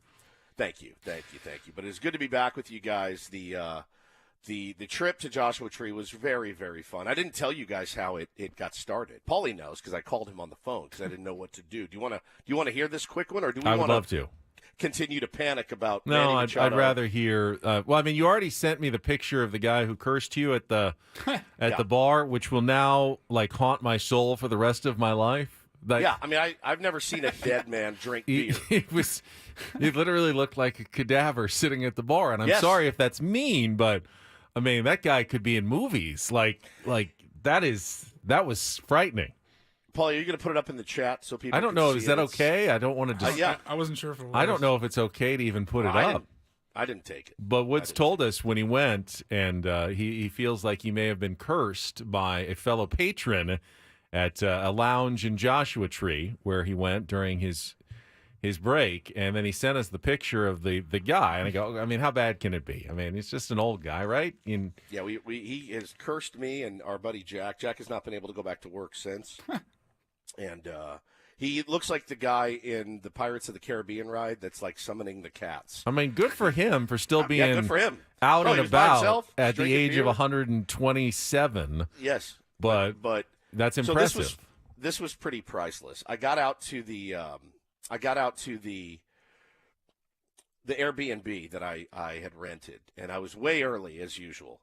And I pulled up, went to the grocery store, got all the stuff, timed it out perfectly, pulled up to the Airbnb, and I noticed a car was in the driveway. And I said, well, this is weird. Is it the owner wanting to show me around or whatever? So I got out, and I kind of nosed around and looked around. I said, well, I don't see anybody. Well, I poked my head over the back fence, and there was a guy swimming in the pool of the Airbnb. Okay. And I went, in my mind, I'm like, it's checkout time, buddy, right?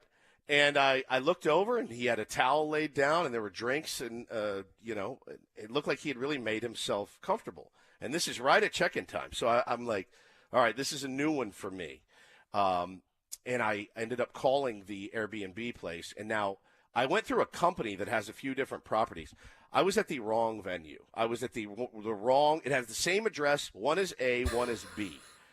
And so I was full on panicked. I thought it was some desert squatter that was like, well, this looks like a nice place to take a swim, make myself a cocktail. So I was a wreck, dude. I was a full on wreck. And I call, she's like, oh, no, you're in the wrong house. You need to go up the street a little bit more.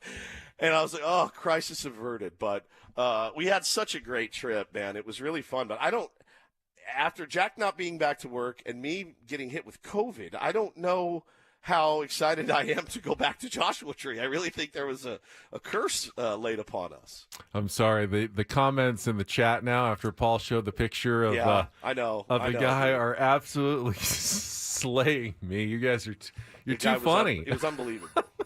Lisa says, "Oh, it's Danny Trejo in 50 years." Yeah, it was pretty amazing. Oh, pretty man. Amazing. Oh, yeah. Well, I mean, that was your fault that you went to the wrong Airbnb. It's not like when we went to the Airbnb at spring training and no one had bothered to set it up for us, and we couldn't even stay there. So no, that one's on you that you went to the wrong address. Yes. So, what do you guys want to talk about now? All right. Well, I want to throw out the phone numbers because we're going to play real or fake here in about 3 minutes, and we need a contestant. So let me do that. 833-288-0973. Chance to play a little Padres real or fake and qualify for a trip to Las Vegas. So you mentioned earlier, and I think you made a good point, when we talked about Mike Shildt's comment that I'll take the roller coaster of winning 7 out of 9 series, and you said this season hasn't been a roller coaster. It's been a carousel. I don't even think it's been a carousel. What's the most boring ride that is in existence? To me, it's a teeter-totter. A carousel? No, carousel at least goes around and there's like horses. A teeter-totter is the worst ride and the most boring thing you can put your kid on. Up, down. Up, down. And that's what this Padres... Do they have teeter-totters at the amusement park? But a teeter-totter is a good... It's a good way I think that's the most accurate description. And I had the stat this morning that came from Kevin Acey's newsletter because he wanted to talk about, has it been a roller coaster? So if you break the season down into 6-game stretches, essentially week by week, most times you play 6 games in a week, correct? 1 day off, 6 games, 2 3-game series. Here's been the Padres 2024 season by the 6-game stretches. 3-3, 2-4, 4-2, 3-3, 2-4, 4-2, 3-3, 3-3, 3-3, 3-2. There's nothing. There's not even a hint of roller coaster to that. They've been absolutely win a couple of games, lose a couple of games, win a game, lose a game, win 1 game, lose 3 games, win 3 games, lose 2 games. The entire season long, they have just been treading water all year long. This is who the San Diego Padres have been the first 2 months of the year. That's the farthest thing from a roller coaster. A roller coaster is a team that wins 9 in a row and then loses 6 in a row and then wins 8 out of 9 and then loses 10 out of 12. That's a roller coaster. This is the exact opposite of that for the San Diego Padres this year. Yeah, I mean, the roller coaster feeling is just kind of the here we go again. You know, we're up, we're down, we're up, we're down. But you're right, man. When you lay the numbers out like that, yeah, the seesaw, I think, is the other word you were looking for. Yeah, teeter-totter, seesaw. Trash truck is here. Yep.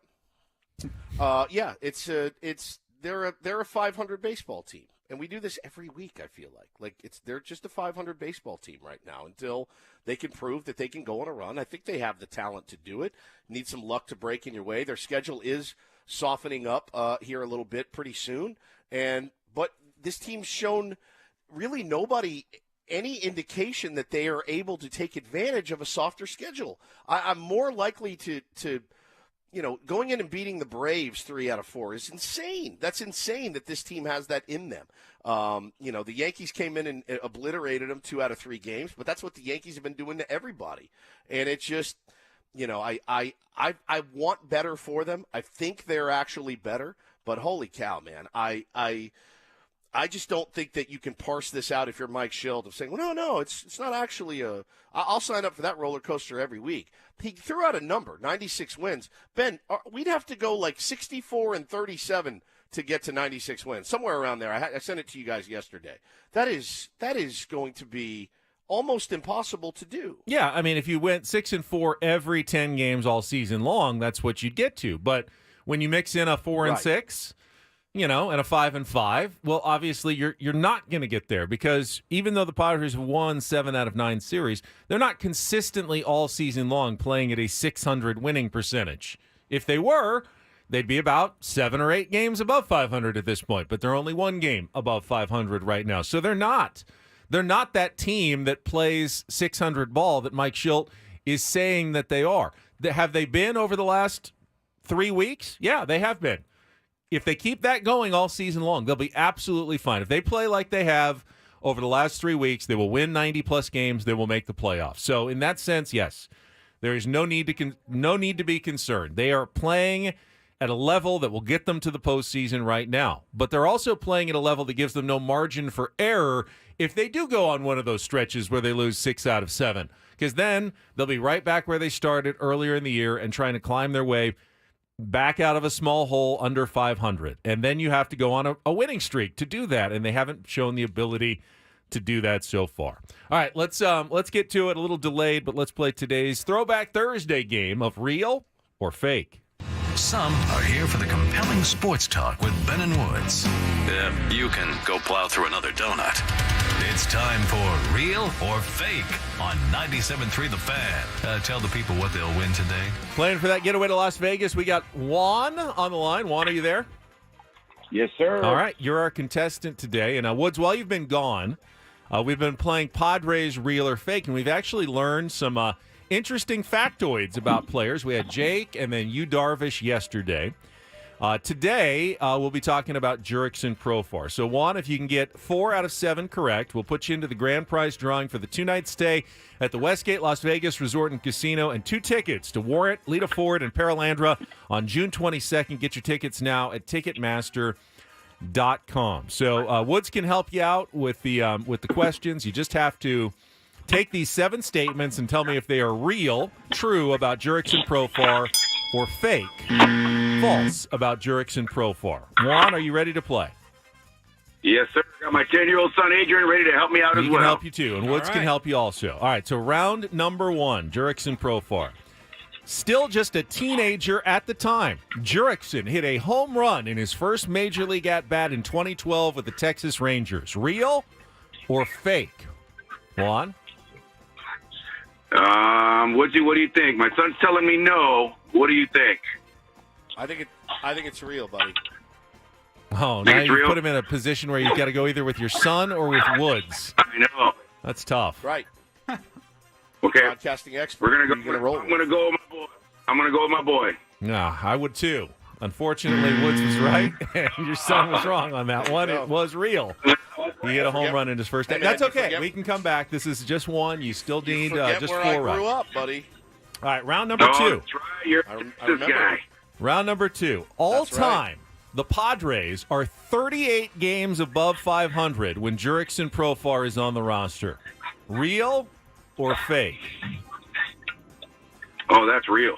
That is absolutely real. 38 games above 500 during the times that Jurickson Profar is on the team. All right, let's go to round number 3. Jurickson led Aruba to back-to-back Little League World Series title games in 2004 and 2005, winning once and losing once. Real or fake? Oh, that's real. Oh, I gotcha.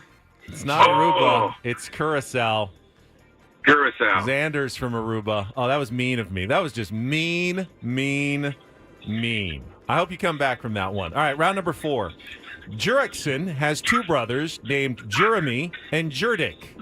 Real or fake? Woodsy?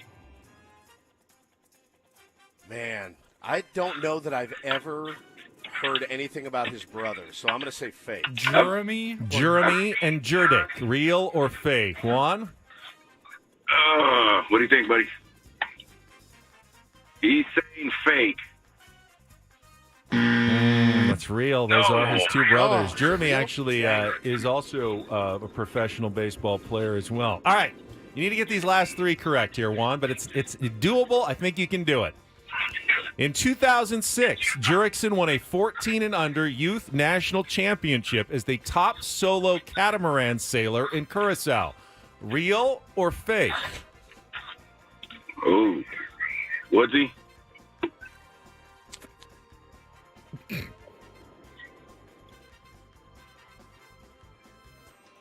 Woodsy, did he go offline?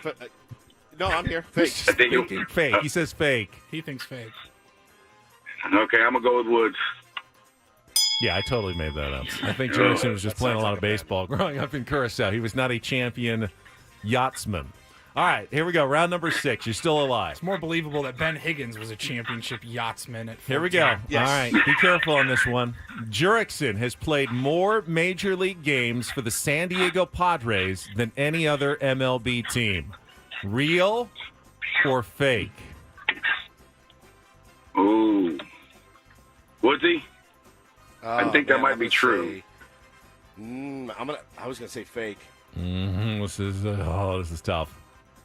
This is tough because he's more time with the Padres than with the Rangers or A's. I'm gonna say real.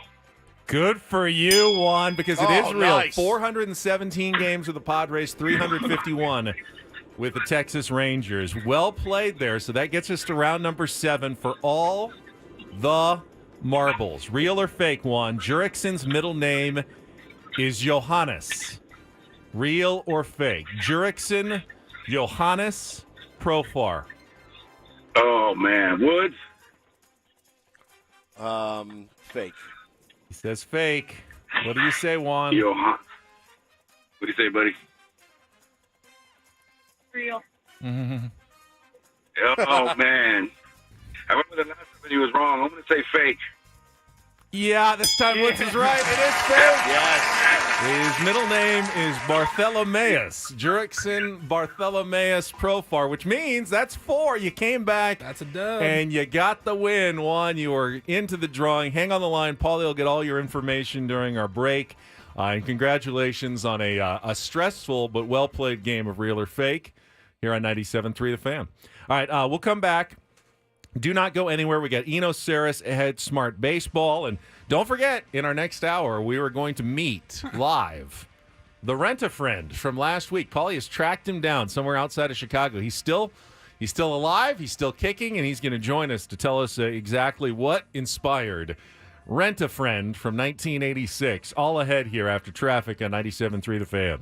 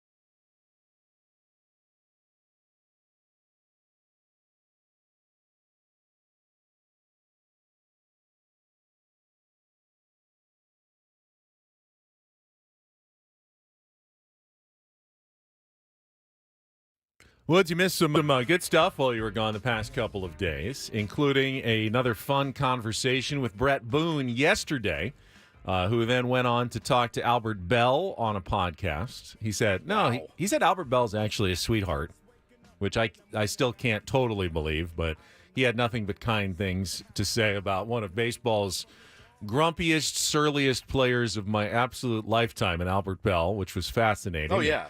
I think terrifying player. Catch that on the Odyssey, the Brett Boone podcast, available now to hear that conversation. But we also talked a little bit about his reunion with his brother this past weekend when Aaron Boone visited with the Yankees. Did you see Aaron Boone getting tossed from another game yesterday? I did, and I thought he had a legitimate beef there. 100%. So if you missed it, Juan Soto got called out, and it's funny because you'll watch baseball your entire life and never see something, and then twice in the same week you see the same call. Remember the White Sox game that ended on the infield fly rule when the runner on second was called for interference because the shortstop had to go slightly around him to catch a ball, which he didn't even need to catch. It would have been an out anyway. Yeah, well, infield fly. Last night in the Angels-Yankees game at the Big A, where the Padres will be in a few days, Juan Soto was on second base, runner on first, bases loaded, I think, pop up, and it's right by the second base bag. Zach Neto is trying to come in to make the catch for the Angels, and he comes in about 2 steps in front of second base. It's right by the bag.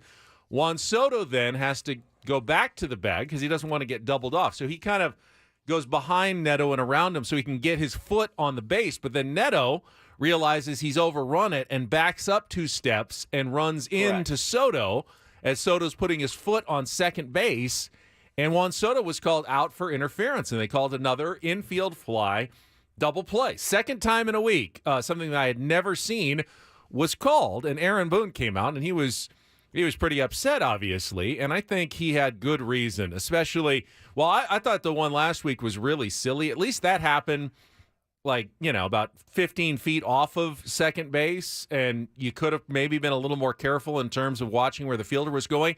Juan Soto had no choice but to go back to the bag. If he is off the base when Zach Neto catches that, and Zach Neto touches second, Juan Soto gets doubled off. Double play. So Juan Soto has to get back and touch the base. The only opportunity for him to do that was to go behind Zach Neto, which Juan Soto actually went out of his way to stretch as far away from Neto as possible while also still reaching second base with his foot.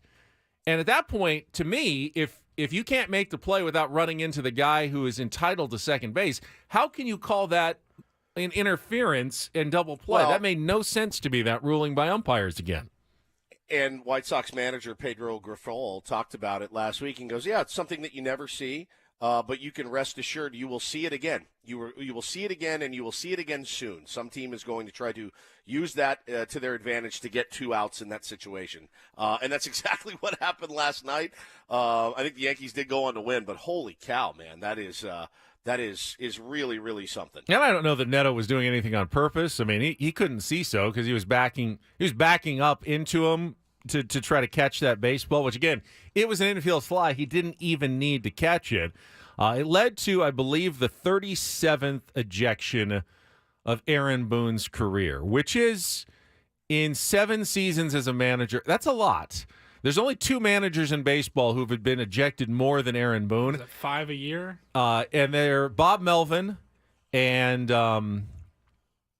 who is the other one? Both of them have been around for like 20 years, though, and managing way longer than Aaron Boone has. Aaron Boone has been ejected as many times as Bud Black has in 17 seasons in just 7 seasons. So his rate of ejection per year is the highest in Major League Baseball by far. But that one yesterday, yeah.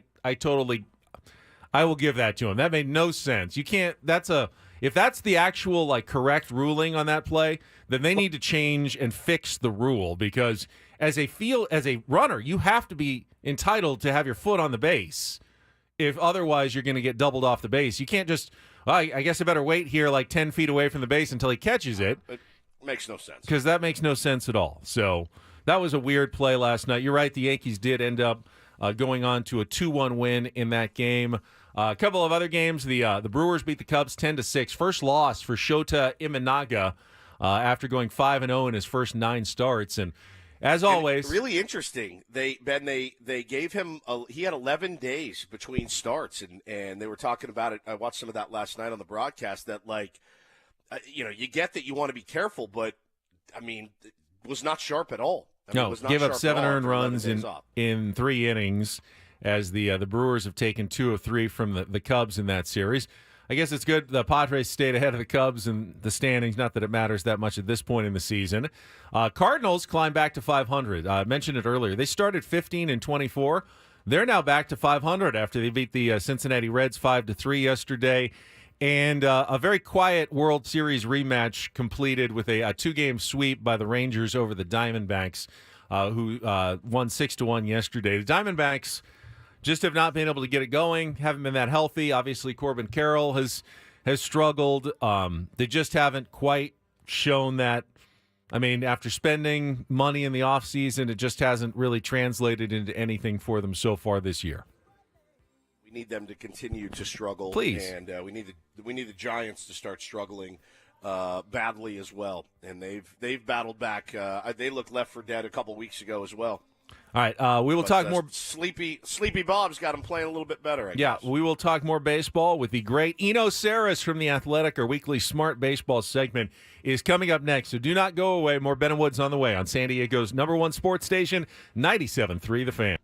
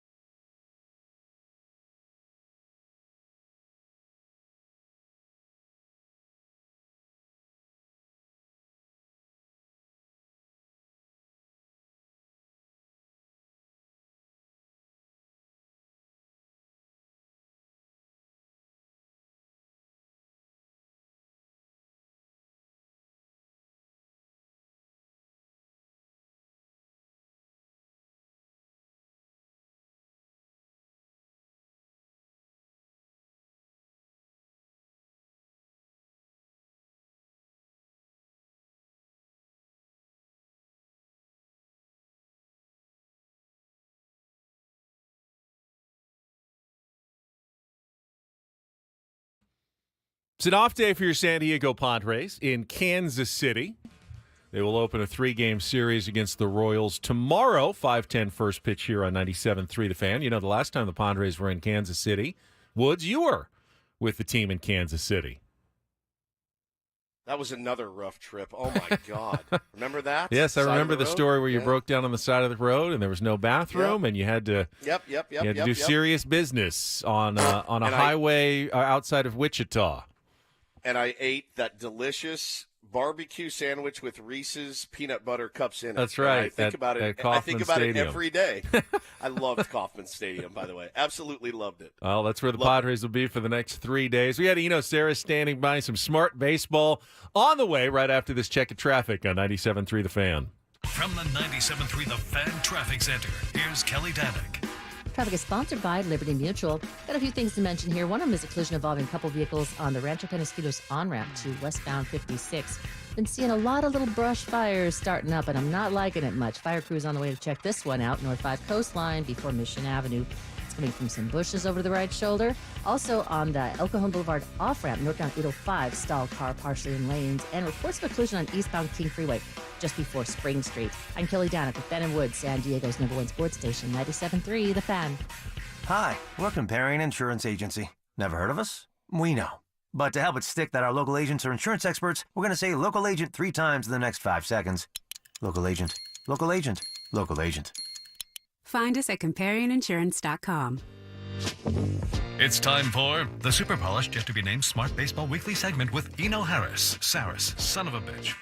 Brought to you by 7 Mile Casino, just 7 minutes from the ballpark by the bay in Chula Vista. Here's Eno Sarris with Ben and Woods on 97.3 The Fan. Of course, in addition to his writing for The Athletic, Eno is a well-known sandwich guru, but I bet you've never had a sandwich with Reese's peanut butter cups on it, have you, Eno? I have not, and I want one. Dude, I'm telling you, I thought it was going to be disgusting, and it wasn't. It was unbelievable. What else was on it? It was like brisket sandwich with barbecue sauce, and then there's Reese's peanut butter cups mixed in with it, and then there's bacon bits on it, and it was at Kauffman Stadium. They came out with it. I go, what kind of slob do you have to be to eat this? Well, I'm raising my hand. I ate it, and I loved every second of it. It was like incredible. 2,000 calories. Dude, it was incredible. I would eat it right now, and so would you. And so would you, Ben. Yes, I would. I would oh, it was brilliant. How have things been? Good to hear from you as always. Yeah, it was good. I took my kids' Little League squad to the game last Sunday, and we had a blast.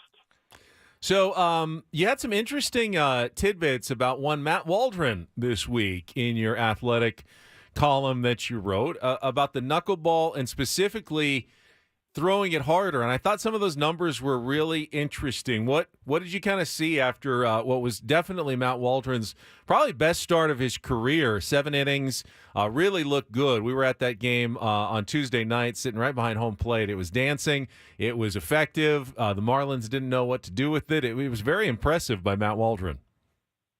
Yeah, I mean, he is now the knuckleball velocity king. And the last knuckleballer to win a Cy Young, R.A. Dickey, I did an extensive interview with him. It was one of my first times in the clubhouse. And he talked about how important velo was. Now, the harder you throw it, the less it moves, which is something that might be obvious when you watch him. But knuckleballs that go harder are even more effective. So knuckleballs over 80 miles per hour produce a 190 batting average and a 292 slugging. Knuckleballs under 80, 255 batting average, 417 slugging.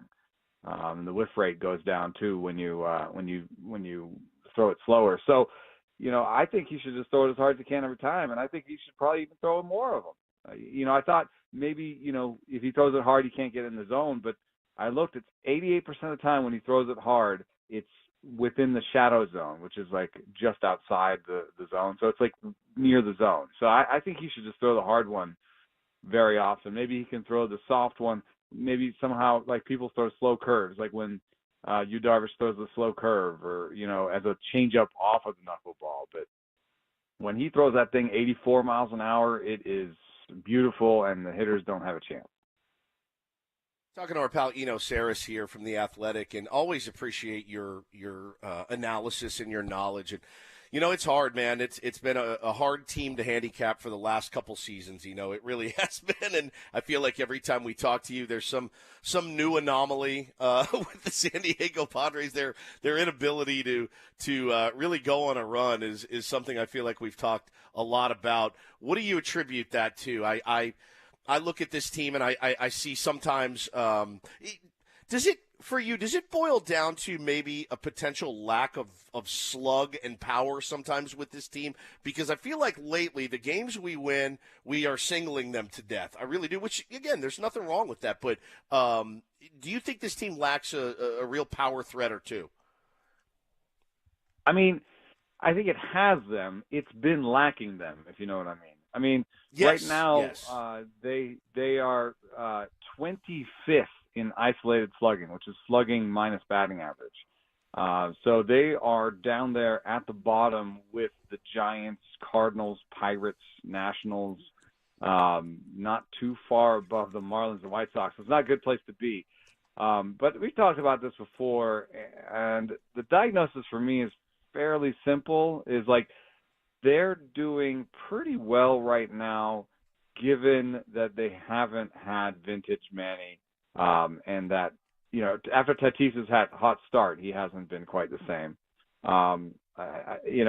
You can throw Xander in there as missing when he was there and now hurt.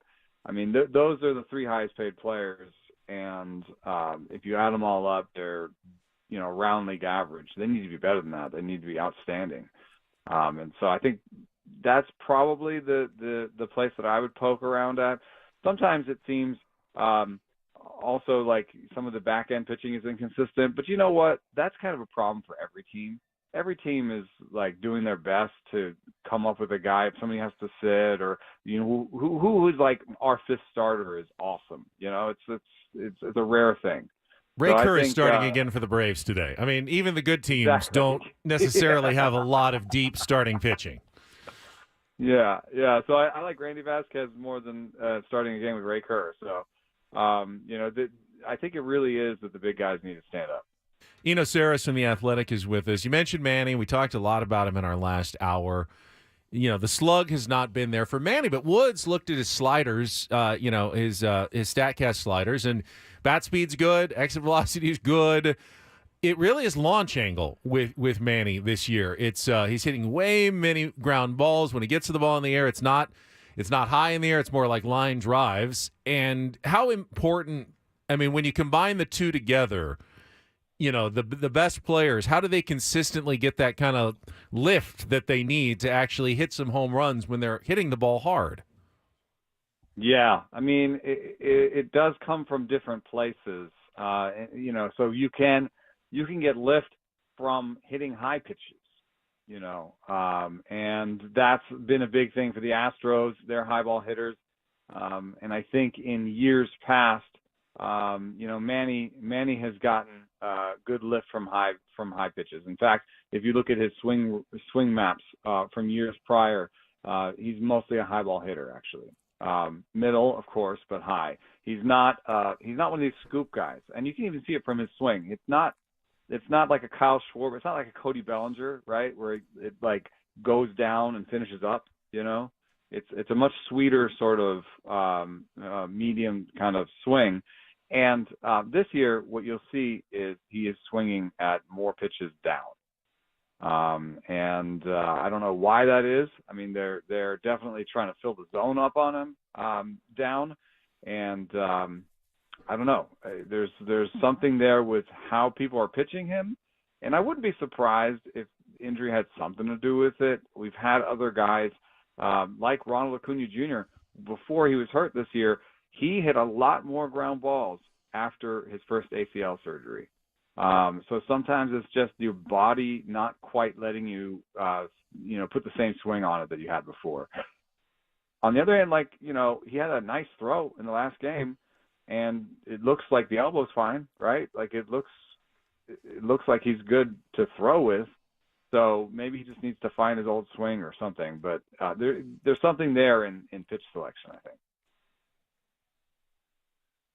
Talking to Eno Sarris here from The Athletic with Ben and Woods. So big story in baseball this week was the incorporation of the Negro League statistics into the baseball record book, changing some of the records. Josh Gibson becoming the all-time batting average leader ahead of Ty Cobb. And I wanted to get your take on it, Eno, because I said yesterday, I just thought it logically made sense to me. I mean, you know, American and National League teams didn't play each other, yet you combine those statistics together, and by all accounts, the competition level was at least equal to what it was in all those leagues. So why wouldn't you put them all together? But I wanted to see what you thought about it.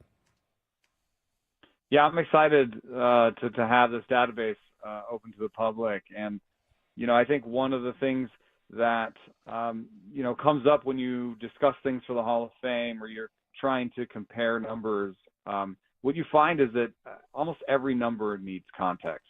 Almost every record needs context. And so for those that say, well, that wasn't, you know, the big leagues at the time, you can actually kind of disparage the people that played in the American League and National League for not ever facing some of the best hitters and pitchers of their time. You know what I mean? We talk about integration baseball, post-integration baseball records differently than we talk about pre-integration baseball records for just that reason. So to include them, I understand that they didn't play in you know, what was Major League Baseball at the time, but they absolutely deserve a place at the table, and that you know, there's always context to every number, and you should. I think it's really great to see somebody like Josh Gibson now own many of the records, you know, for career numbers.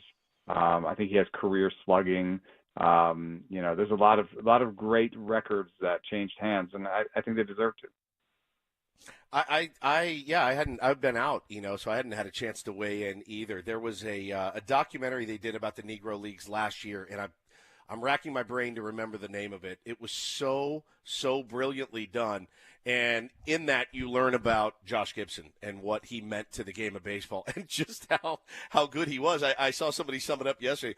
Well, you know, the Negro Leagues, they weren't playing against the best competition. And, neither were the Major League guys because the Negro League players weren't playing against him. Those are battles that you, as a baseball fan, you fantasize about. You know what I mean? Like Josh Gibson, Babe Ruth, all of those guys playing against each other, what it would have brought out.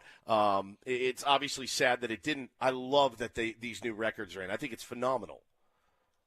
Yeah, it's pretty cool. I mean, one of the things that we do at home here is my son Felix is big into the MLB The Show, and they've had a couple of Negro League storylines. So he's played along. You know, he's a really big fan of pitching, so he's been Satchel Paige.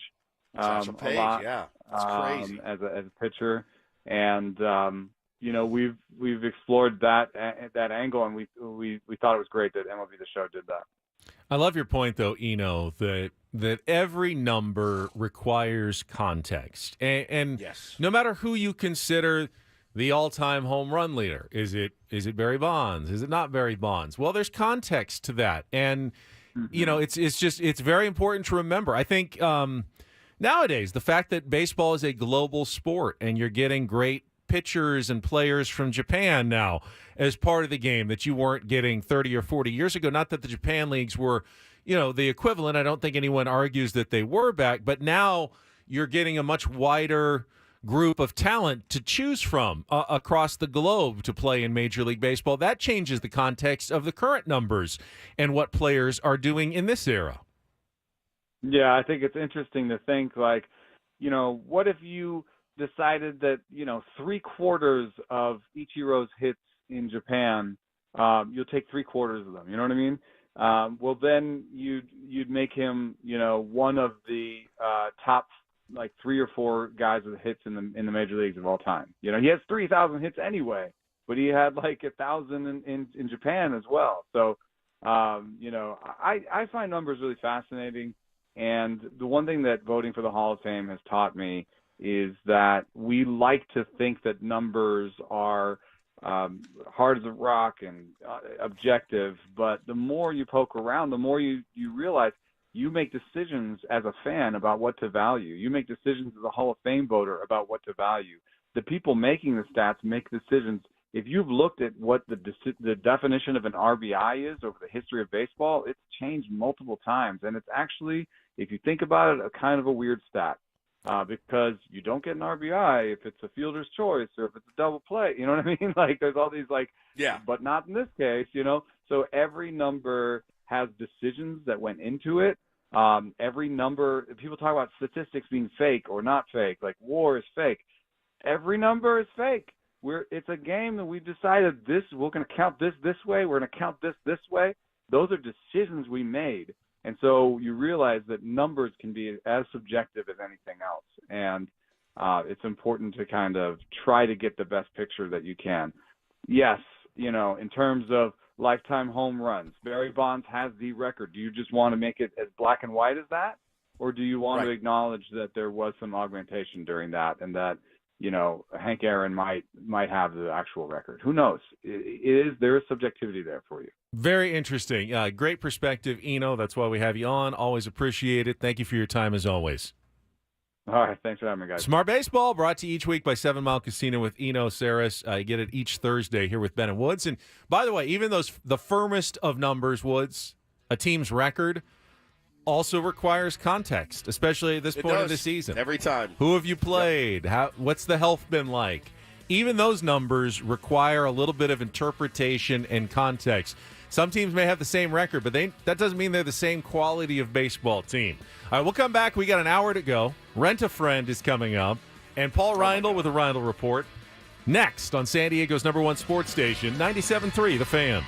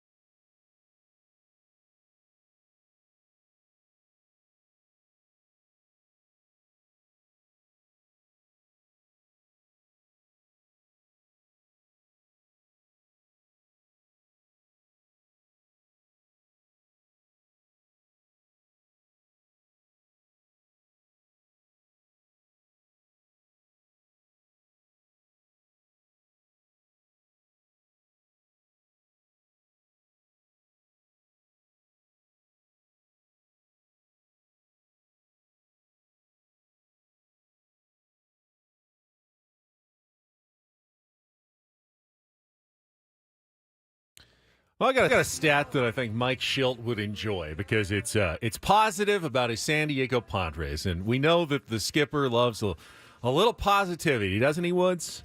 He sure does. He's a big positive guy. And we all have our different perspectives on the team, but nationally, ESPN just came out with a new set of their power rankings in baseball, and Padres started the season in the teens and have slowly moved up, and this morning they have jumped into the top 10 of baseball's power rankings for the first time this year. So someone out there at least has the perception that the Padres are a team heading in the correct direction and have been impressive and improving throughout the course of the season, moving up and up and up since the start of the year, when a lot of people expected the Padres to take a big step back after, shedding as much payroll as they did and making changes. But they've done enough, and probably the acquisition of Luis Arraez helping a bit, that the national perceptive of the Padres is that, that they're a top 10 team. They're definitely a playoff, expected contender to make the postseason, since you get 12 playoff teams every year, and they are now a top 10 team in baseball, according to ESPN.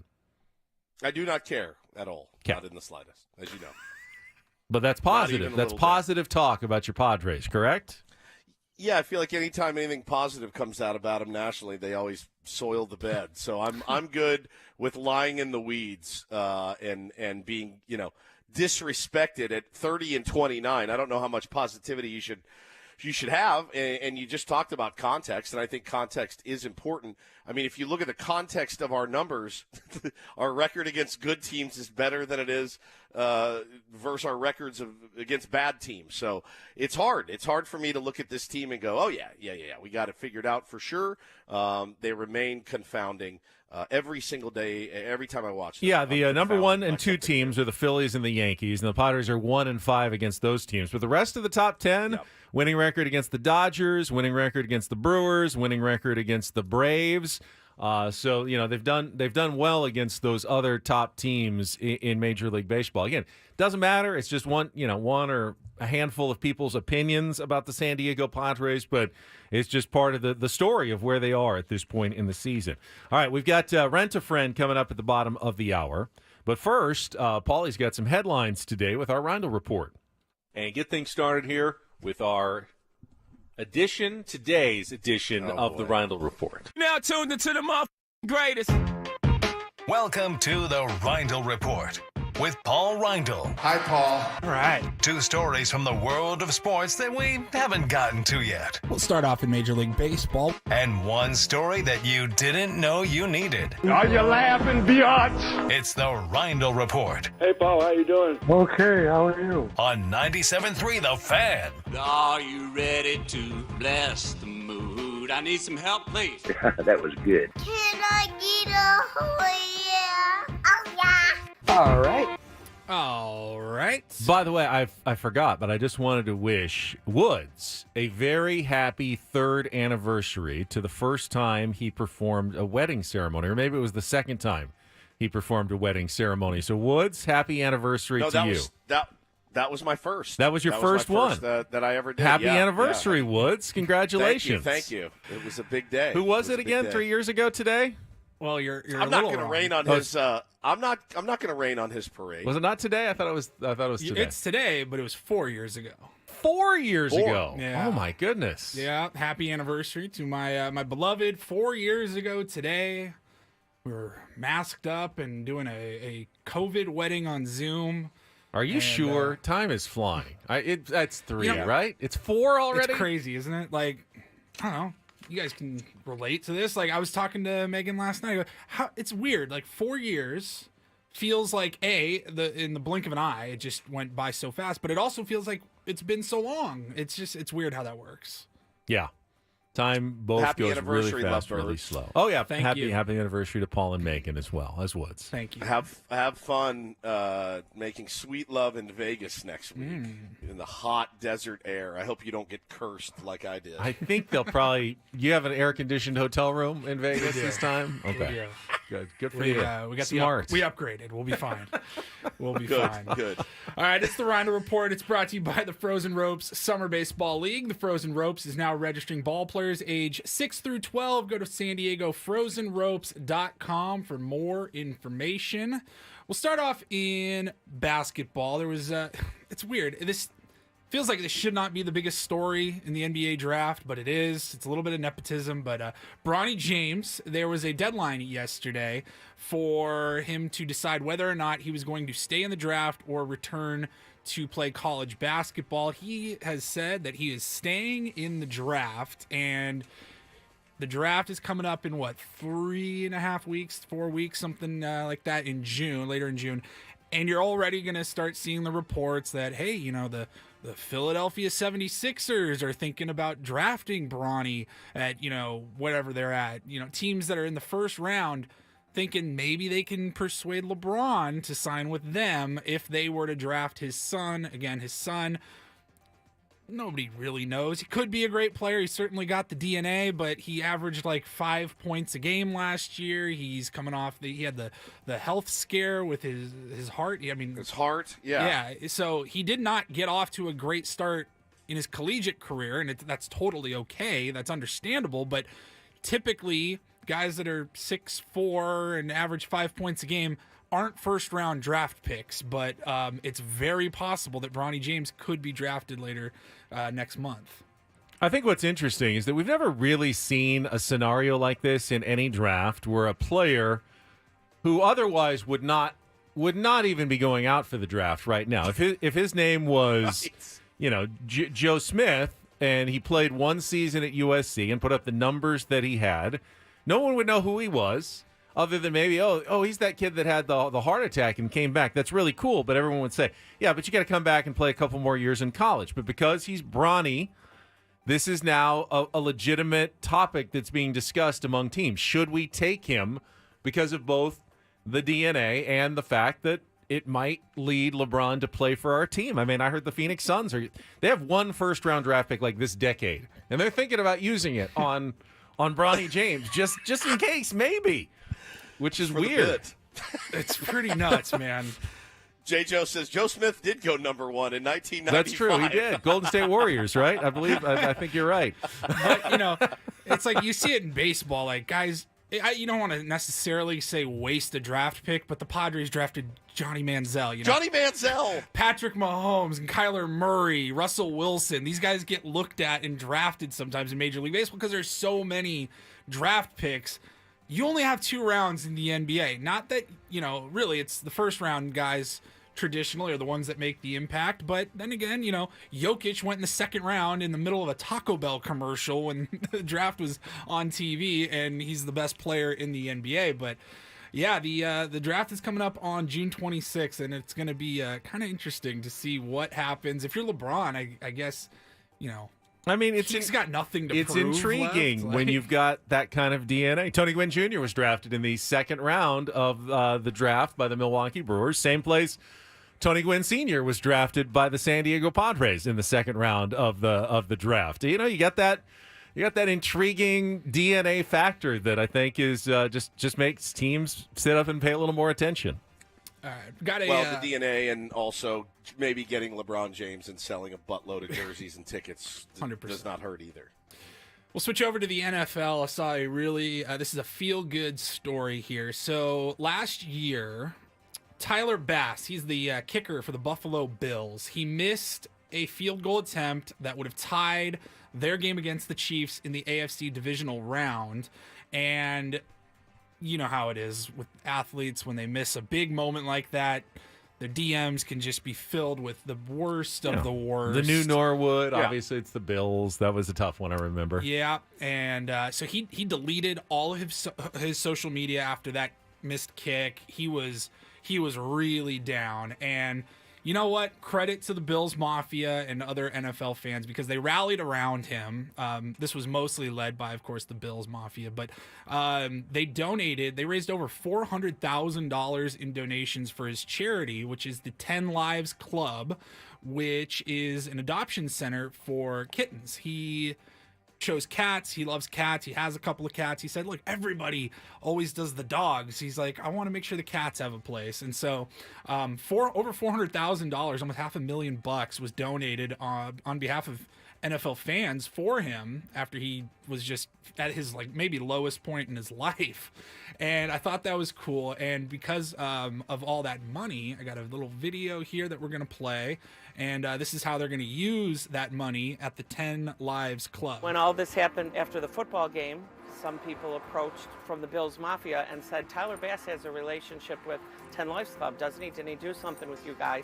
And all that week and the following week, over $400,000 came in donations to 10 Lives Club in honor of Tyler Bass, showing that bullying wasn't cool and that's not the way to go about things, and that's not sportsmanlike to act like that. So today was one of the days we invited Tyler and his wife Ryan in, and we are planning on naming the building, the new addition, the Tyler Bass Adoption Center. And this new shelter will stand for years and years, be able to help the cats of Western New York and all the cats we take in from around the USA. Truly grateful and just feel honored, just because I have 2 cats of my own and I love them to death, and hard to put words to it, to be honest with you. All right, look at her. She got a lot of love left to give too. It's hard not to take one Look home. at that, love it. And this is why you do it right here. Think about it. They would put these cats down, Sweet as can be, little babies. So yeah, the $400,000 raised. It'll now be named the Tyler Bass Adoption Center for the 10 Lives Club. I thought that was really, really cool. Well, at least a good Is it kicker weird, story. Yeah, finally. Is it weird my paradigm shift from dogs to cats now? Like No. I'm straight up just cats. I just like cats better now. What do you like Does that make better sense? about cats compared to dogs? Doesn't have to do stuff. Yeah, pretty much. Self-sufficient, basically. Yeah, it's true. All right, I respect that. Laziness Yeah, is really You know, all where those you're times going you- here. Yeah. You know all those times you have to race home to walk your dog? Yes, Don't have to I do have that. to do it all the Never. time. Never once. If I'm late, they're going to be so mad at me. I got to do the walk. Yeah. Got to do everything. Got to Yeah. feed them at the right times. With cats, just leave the food out. They just whatever they want, whenever they want. Yeah, you can leave town for like 3 days, and they're good.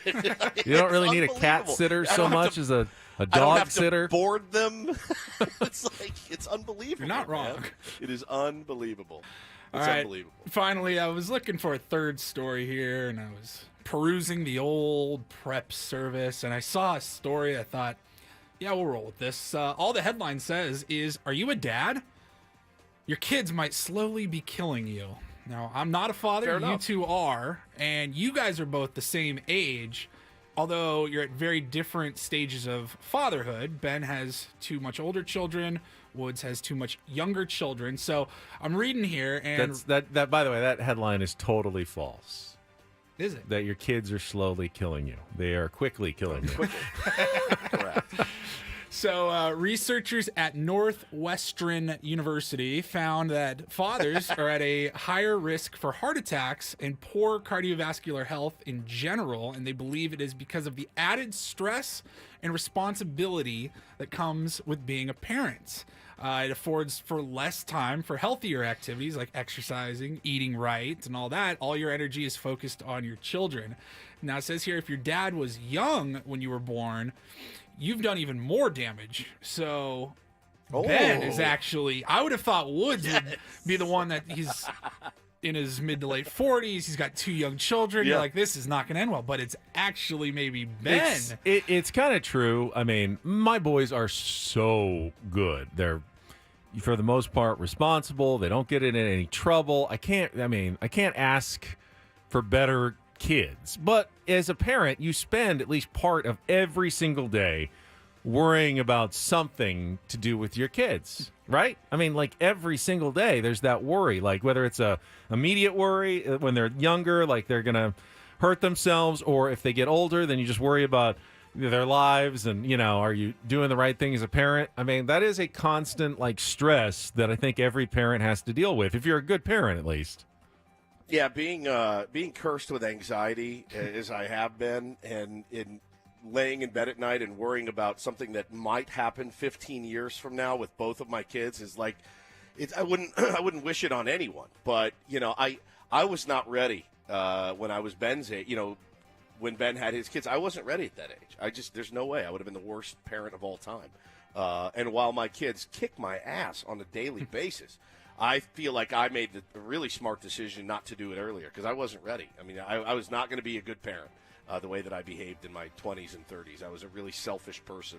And I don't think I am now, and that helps tremendously. But no, they're killing me. There's no question. They absolutely murder me on a daily basis. And that was a special Paulie anniversary edition of the Reindl Report. Thank you, Paulie. We'll come back. We got a 4-pack of tickets to the San Diego Fair to give away. And then the moment you've been waiting for. You didn't know you were waiting for, but you are. We get to meet Rent-A-Friend live and, well, in person over Zoom at least, coming up at the bottom of the hour. This is going to be a trip. First, though, checking traffic here on 97.3 The Fan.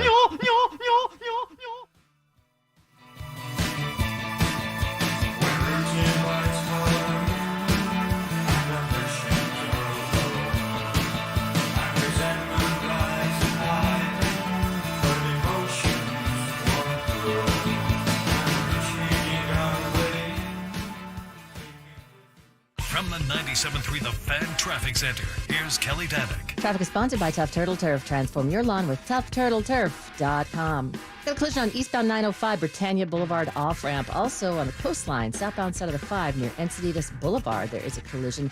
Vehicle in the fast lane, one over to the right shoulder. Cordell and Cordell traffic cam shows a stalled car on the transition ramp northbound 5 to the eastbound 52. That's over to the right shoulder. I'm Kelly Danick with Ben & Woods, San Diego's #1 sports station, 97.3 The Fan. Tough Turtle Turf is your go-to for all your landscaping needs. Transform your lawn with our lush, low-maintenance proprietary artificial turf. And add style and functionality with our durable pavers and stepping stones. And so much more. Transform your lawn with Tough Turtle Turf at toughturtleturf.com. Never miss a pitch of Padres baseball. You can listen to every game on the free Odyssey app. Download it today and follow 97.3 The Fan.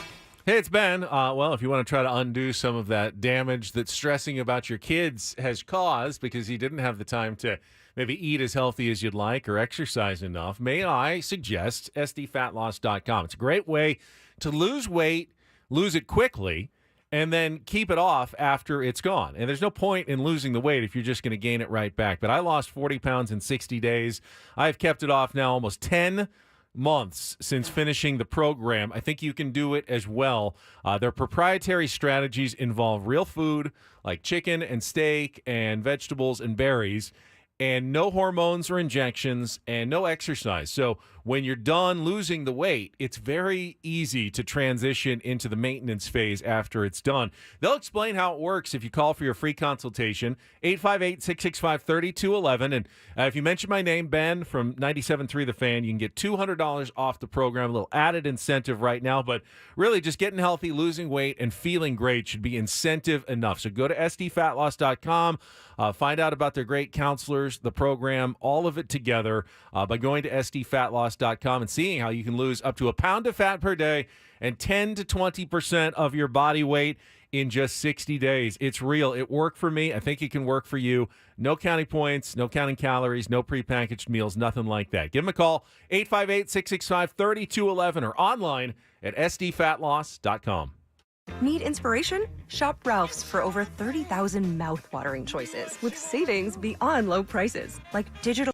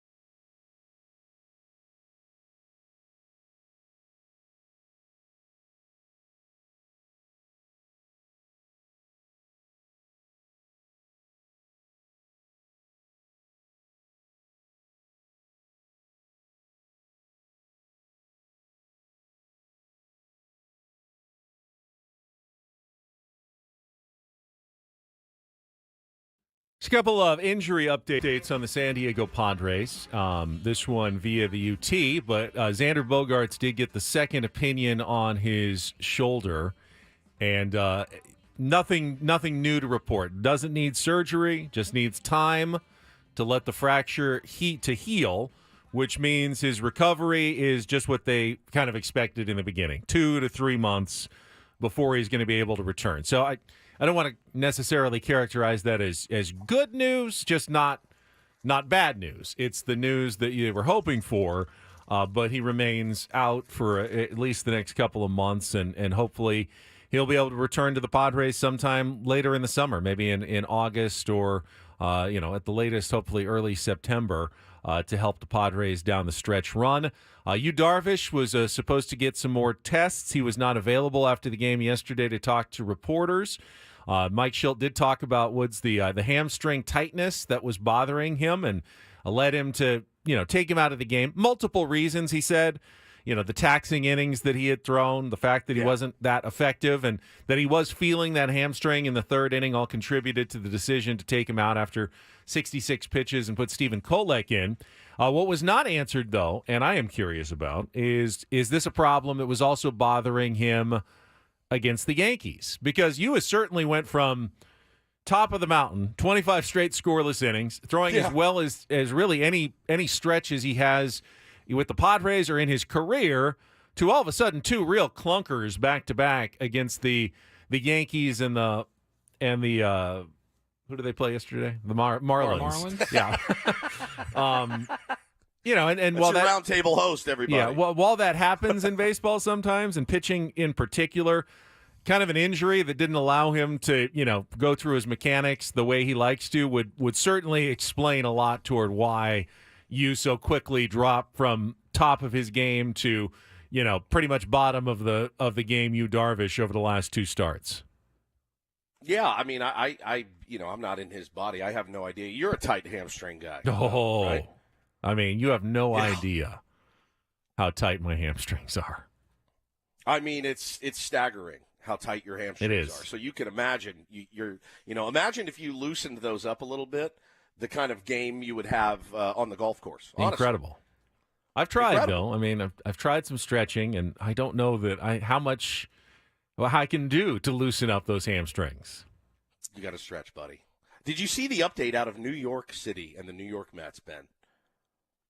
On Jorge Lopez?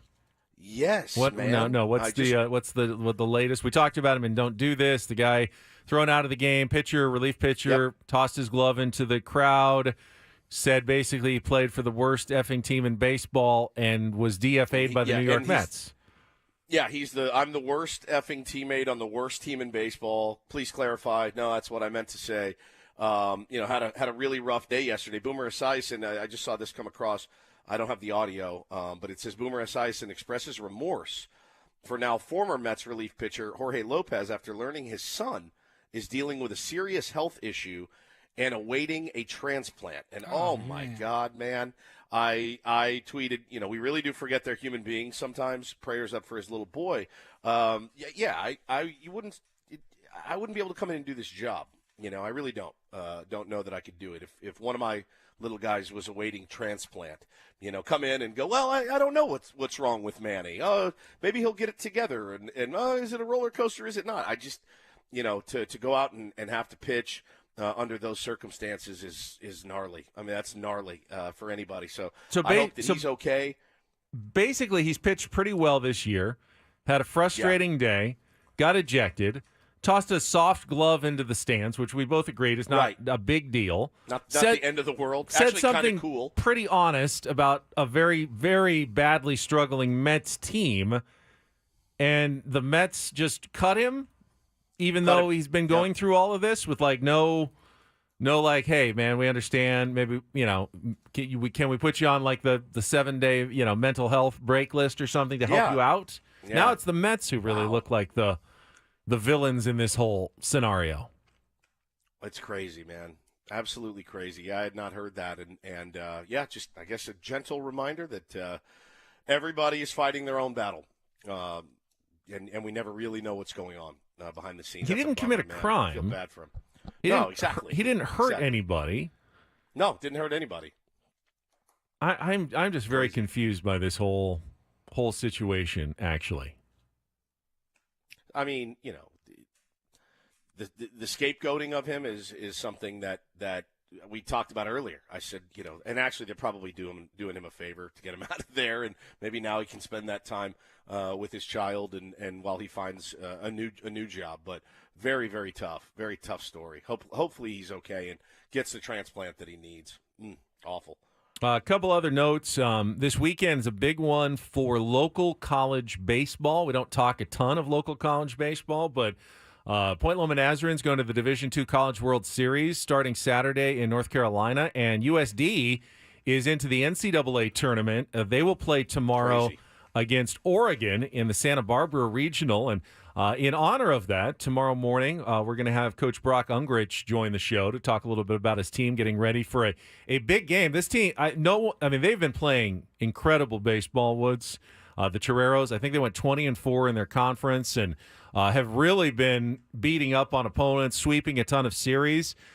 It seems like this is, if ever it was going to happen, this might be the team with a shot to make it to the College World Series. So have my fingers crossed, and hopefully we can get Coach Ungrich off to a good start. They have some really talented players on that team. Jacob Christian, the WCC Player of the Year, two-way star that they've got that's both one of their best pitchers and hitters. Really good team, and I'm excited for them and seeing what they can do with this opportunity in the NCAA tournament coming up.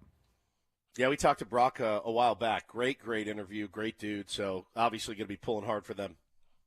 Now, I pronounced his name wrong when we had him on. I think I said Ungrich. It was one of my favorite moments, and his uncle called in. Yeah. Remember that? To correct me. Yeah. Because it's. Do we still have that, now, Paulie? I'm kind of spun out now because I believe he said, no, it's Ungrich, not Ungricht, even though there's a T at the end. T is silent at the end. We got a voicemail from his uncle correcting me, which I appreciated that, and I felt bad. Did you get it? I got it wrong. Did you get it at work, or did we get it from Ben and Woods? You I got think it we at got it Channel at Ben 10, and Woods. didn't? No, I think it. Oh, did we? I think it was Ben and Woods, but No, I thought it was our Ben and Woods account. yeah. We have to find that. And honestly, we haven't had him on since because I've been afraid to make the mistake again. But we're going to go ahead and take the chance to bring Coach Ungrich back on the show tomorrow and risk another pronunciation error. And I may be getting it wrong again because now I've got it all spun out in my head that I'm doing it wrong. Well, you figure that out. Let's go to break because everyone is demanding. All right. Rent a friend. Rent a friend. Guy. I've got him on Zoom. Okay. Oh, yeah. I texted there him. He is. I texted him. I said, "Hey, I got you. It all sounds good." And his response was, "Hot diggity." I'm excited about this. There it is. All right. We will come back. We played the audio for you last week. We will now meet the man behind the Rent a Friend video. Our final segment of Ben and Woods next year on 97.3 The Fan.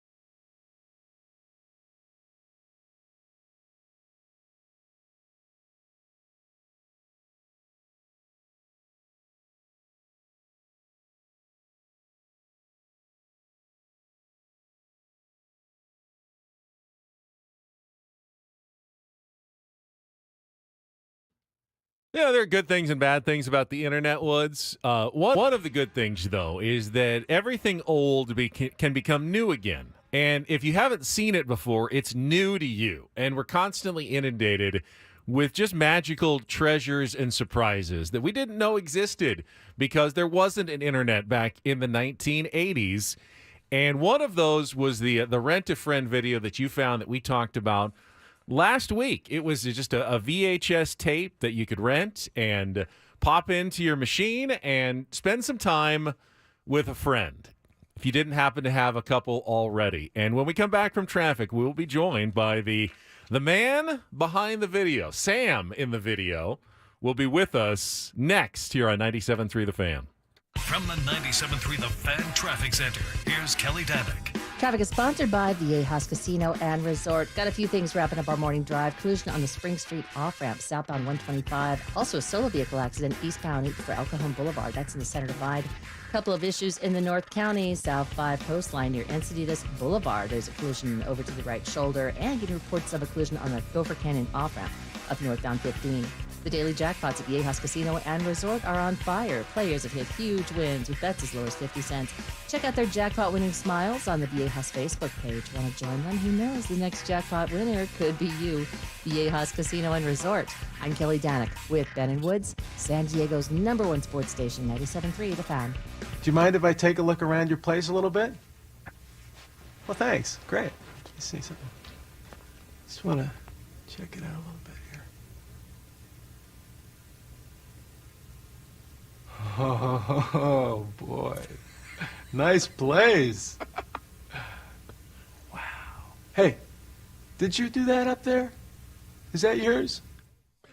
And joining us right now is my friend and yours and everybody else who owned a VCR in the 1980s. We are joined right now by, quote-unquote, Sam, who also happens to be actor Ben Hollis, joining us right now with Ben and Woods on 97.3 The Fan. Can't believe we found you. Thank you so much for joining us today. How are you, sir?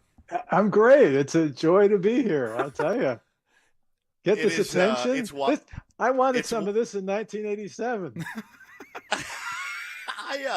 I watched this. It came across a Twitter aggregator, and it was like historical videos. And so I clicked on it. I watched it. Then I went in and did a deep dive, Ben, and I just fell in love with the entire process. The one question I have to ask you right off the shoot, how many of these do you figure you sold, and how did this idea come to you? Oh, boy. Hey, first off, on the tech thing, I got an echo in my headphones. Can I take them off? Oh, no. Sure. No. Yes. I mean, as long as you can hear us, you can do whatever you want. All right. This might be a little messy overlap with the... We can hear you. You fine. sound great. You know what you need to do, Ben, is if you're on your browser, you need to go to the top to the tab and right-click and mute it. Yeah, it's so weird. It's usually there, but it's... Oh, there it is. There it is. Watch out. This is going to be amazing.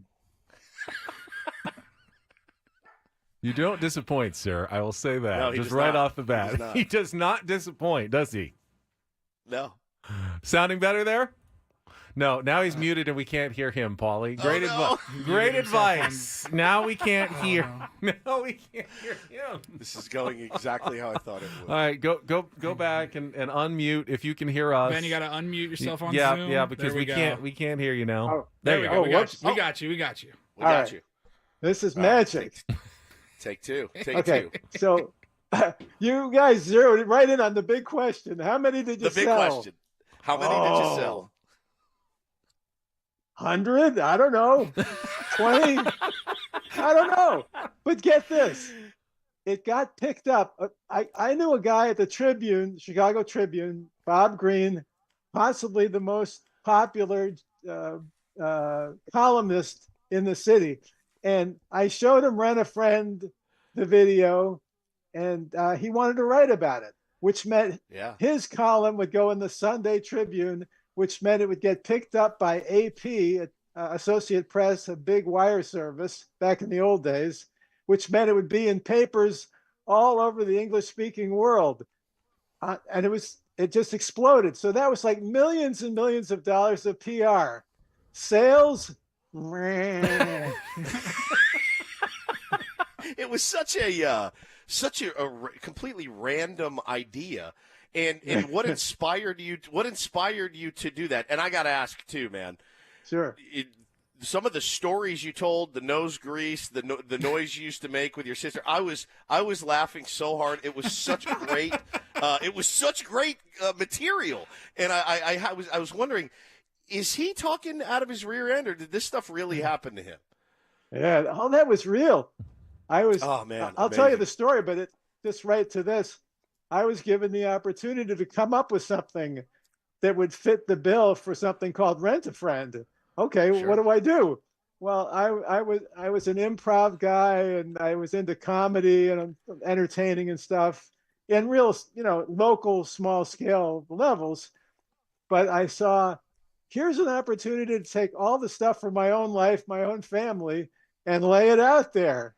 Because I've been amusing people with my stories for years. So it's all true, basically. It's true. I've got nose grease as we speak. I do too, actually. Yeah. So, I think everybody does. Yeah, probably fair. So I was working for an outfit that was in the business of creating. They wanted to start a new thing to create video for businesses that would have a business interest.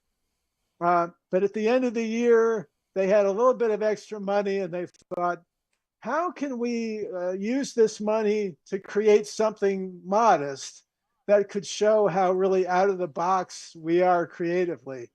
And I've been studying videos in the marketplace. Back then, there was a video for everything. Everybody had a video, very niche. Anything you were interested in, there was a video. And it just struck me. I don't know. I thought it was divinely inspired, I guess. Like, what about a video of a guy just being your friend? We could call it Rent-A-Friend. And it went, boom, that's it. So I told it to the boss at lunch. We had a big hearty laugh. And when the laughter died down, I said, I'm serious. I can do this. So they said, okay, well, we got a few $1,000. Let's try it out. So we did it. So, Ben, it sounds as though, correct me if I'm wrong, you weren't able to immediately retire on the profits made by the sales of the video. So what other work have you been doing to keep going over the years? Well, okay, get a load of this. I never thought of this before this way.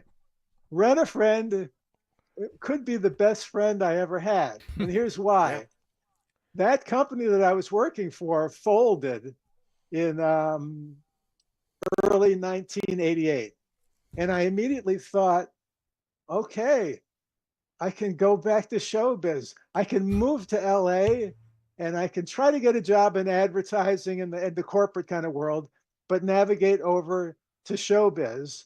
And every time I went on a job interview, I showed them stuff I wrote for ad copy, and then I showed people Rent-A-Friend. And they always said, this is amazing. You should have your own show. So another guy said to me, you got to meet this fella in Chicago. And I thought, okay, I'll be back there to get some R&R. And I met this guy, John Davies, at Channel 11, the PBS station there, and showed him Rent-A-Friend. And he said, basically, this is amazing and it's weird. I don't know what to do with it, but you're good on camera. How about you and me collaborate and create a new show, and you could be the host? And that led to a very popular show in the Chicago area called Wild Chicago. And I had a career in TV, locally. Yeah, and you won 8 Emmys along the way. Yeah. Is that right? That's incredible. Yeah. That's incredible. That's incredible. I can't tell you how much joy it brought us and our audience. And hey, listen, for anybody, you can maybe sit back and lament, well, I didn't quite make it in show business. I'm telling you, man, 40 years later, something that you did resonating with an audience like ours and with us as hosts, I would say that's pretty much mission accomplished, man. It was so good. I want a transcript of this program. You're saying that great can be stuff. arranged. That can be arranged. It was fascinating. You're so right, you guys. And that's why I really, truly am so grateful that guys like you have grasped onto this. The guys at a thing called Found Footage Festival latched onto this. They put it into their show, and it's being presented to people all over the world. It's totally nuts. So, and maybe it's helping people. I'm telling you, it was brilliant. It brought me so much joy last week, and it has ever since. Talking to Ben Hollis, who is the creator and actor, I guess you would say, of Rent-A-Friend, 1986 VHS. I think that when you look, like when I hear myself on commercials when I'm driving around in the car, I have to turn the channel. What is your reaction sitting down watching Rent-A-Friend now, this many years later? Great question. It's been an evolutionary process. At the very first, I was totally raptured by watching Rent-A-Friend. And then over the years, I started to feel a little like there's something a little off about this. I don't know. This guy's trying too hard. It was just kind of weird. I've been there. Yeah. And then now today, there's like a release of the grip of it on my consciousness. I almost feel like I'm watching a different guy. And I can look at this guy in a loving way and forgiving way and go, this is really good. I need to learn that. I need to learn that that function of that process that process of listening to something that maybe we've done and going, all right, dude, I forgive you for that, because I'm telling you, man, it is such a if you look at it as performance art, which I kind of did. I looked at it and said, this could be one of the most brilliant pieces of performance art that I've ever seen in my entire life. And you went out there and did 43 minutes. And I don't think that that's any small feat at all. Thank you. It was hilarious. I wish I could find the VHS tape of me practicing this at home. Oh God, that is gold. The outtakes. Oh, that's a whole nother. But really, it's like the greatest monologue category in history. To go on for 43 minutes without stopping, it's incredible. Now I have to ask you, Ben. Did you have anything to do with, or have you seen the 2020 movie Rent-A-Pal, starring Will Wheaton, which kind of takes this idea and turns it into kind of a thriller, kind of horror type movie? Mm-hmm.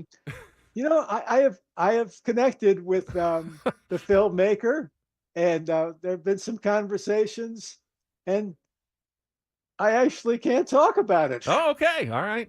It's all right. It's okay. Currently, apparently something that we'll find out more later after everything's settled in court or something, perhaps. I'm reading the lock him the up. reaction. Lock him up. I'm reading the reaction here, Ben, and everyone is saying you guys need to have this guy on again, and I definitely think that that's something we need to do on a more frequent basis. Are you a sports fan? Chicago sports fan? Yeah, very much so. All right, good. We will call you when we need to talk Cubs. Are you Cubs or White Sox? Cubs. Cubs, okay. When we need our Cubs correspondent, would you answer the bell for us and we can shoot the breeze about baseball and football and everything else? Yes, I would have to say you'd probably have to keep basketball and hockey out of the picture. I'm still ensconced in the 70s or 80s. You are talking to the right show, my friend. Okay, good. You are talking to the right show. Yeah.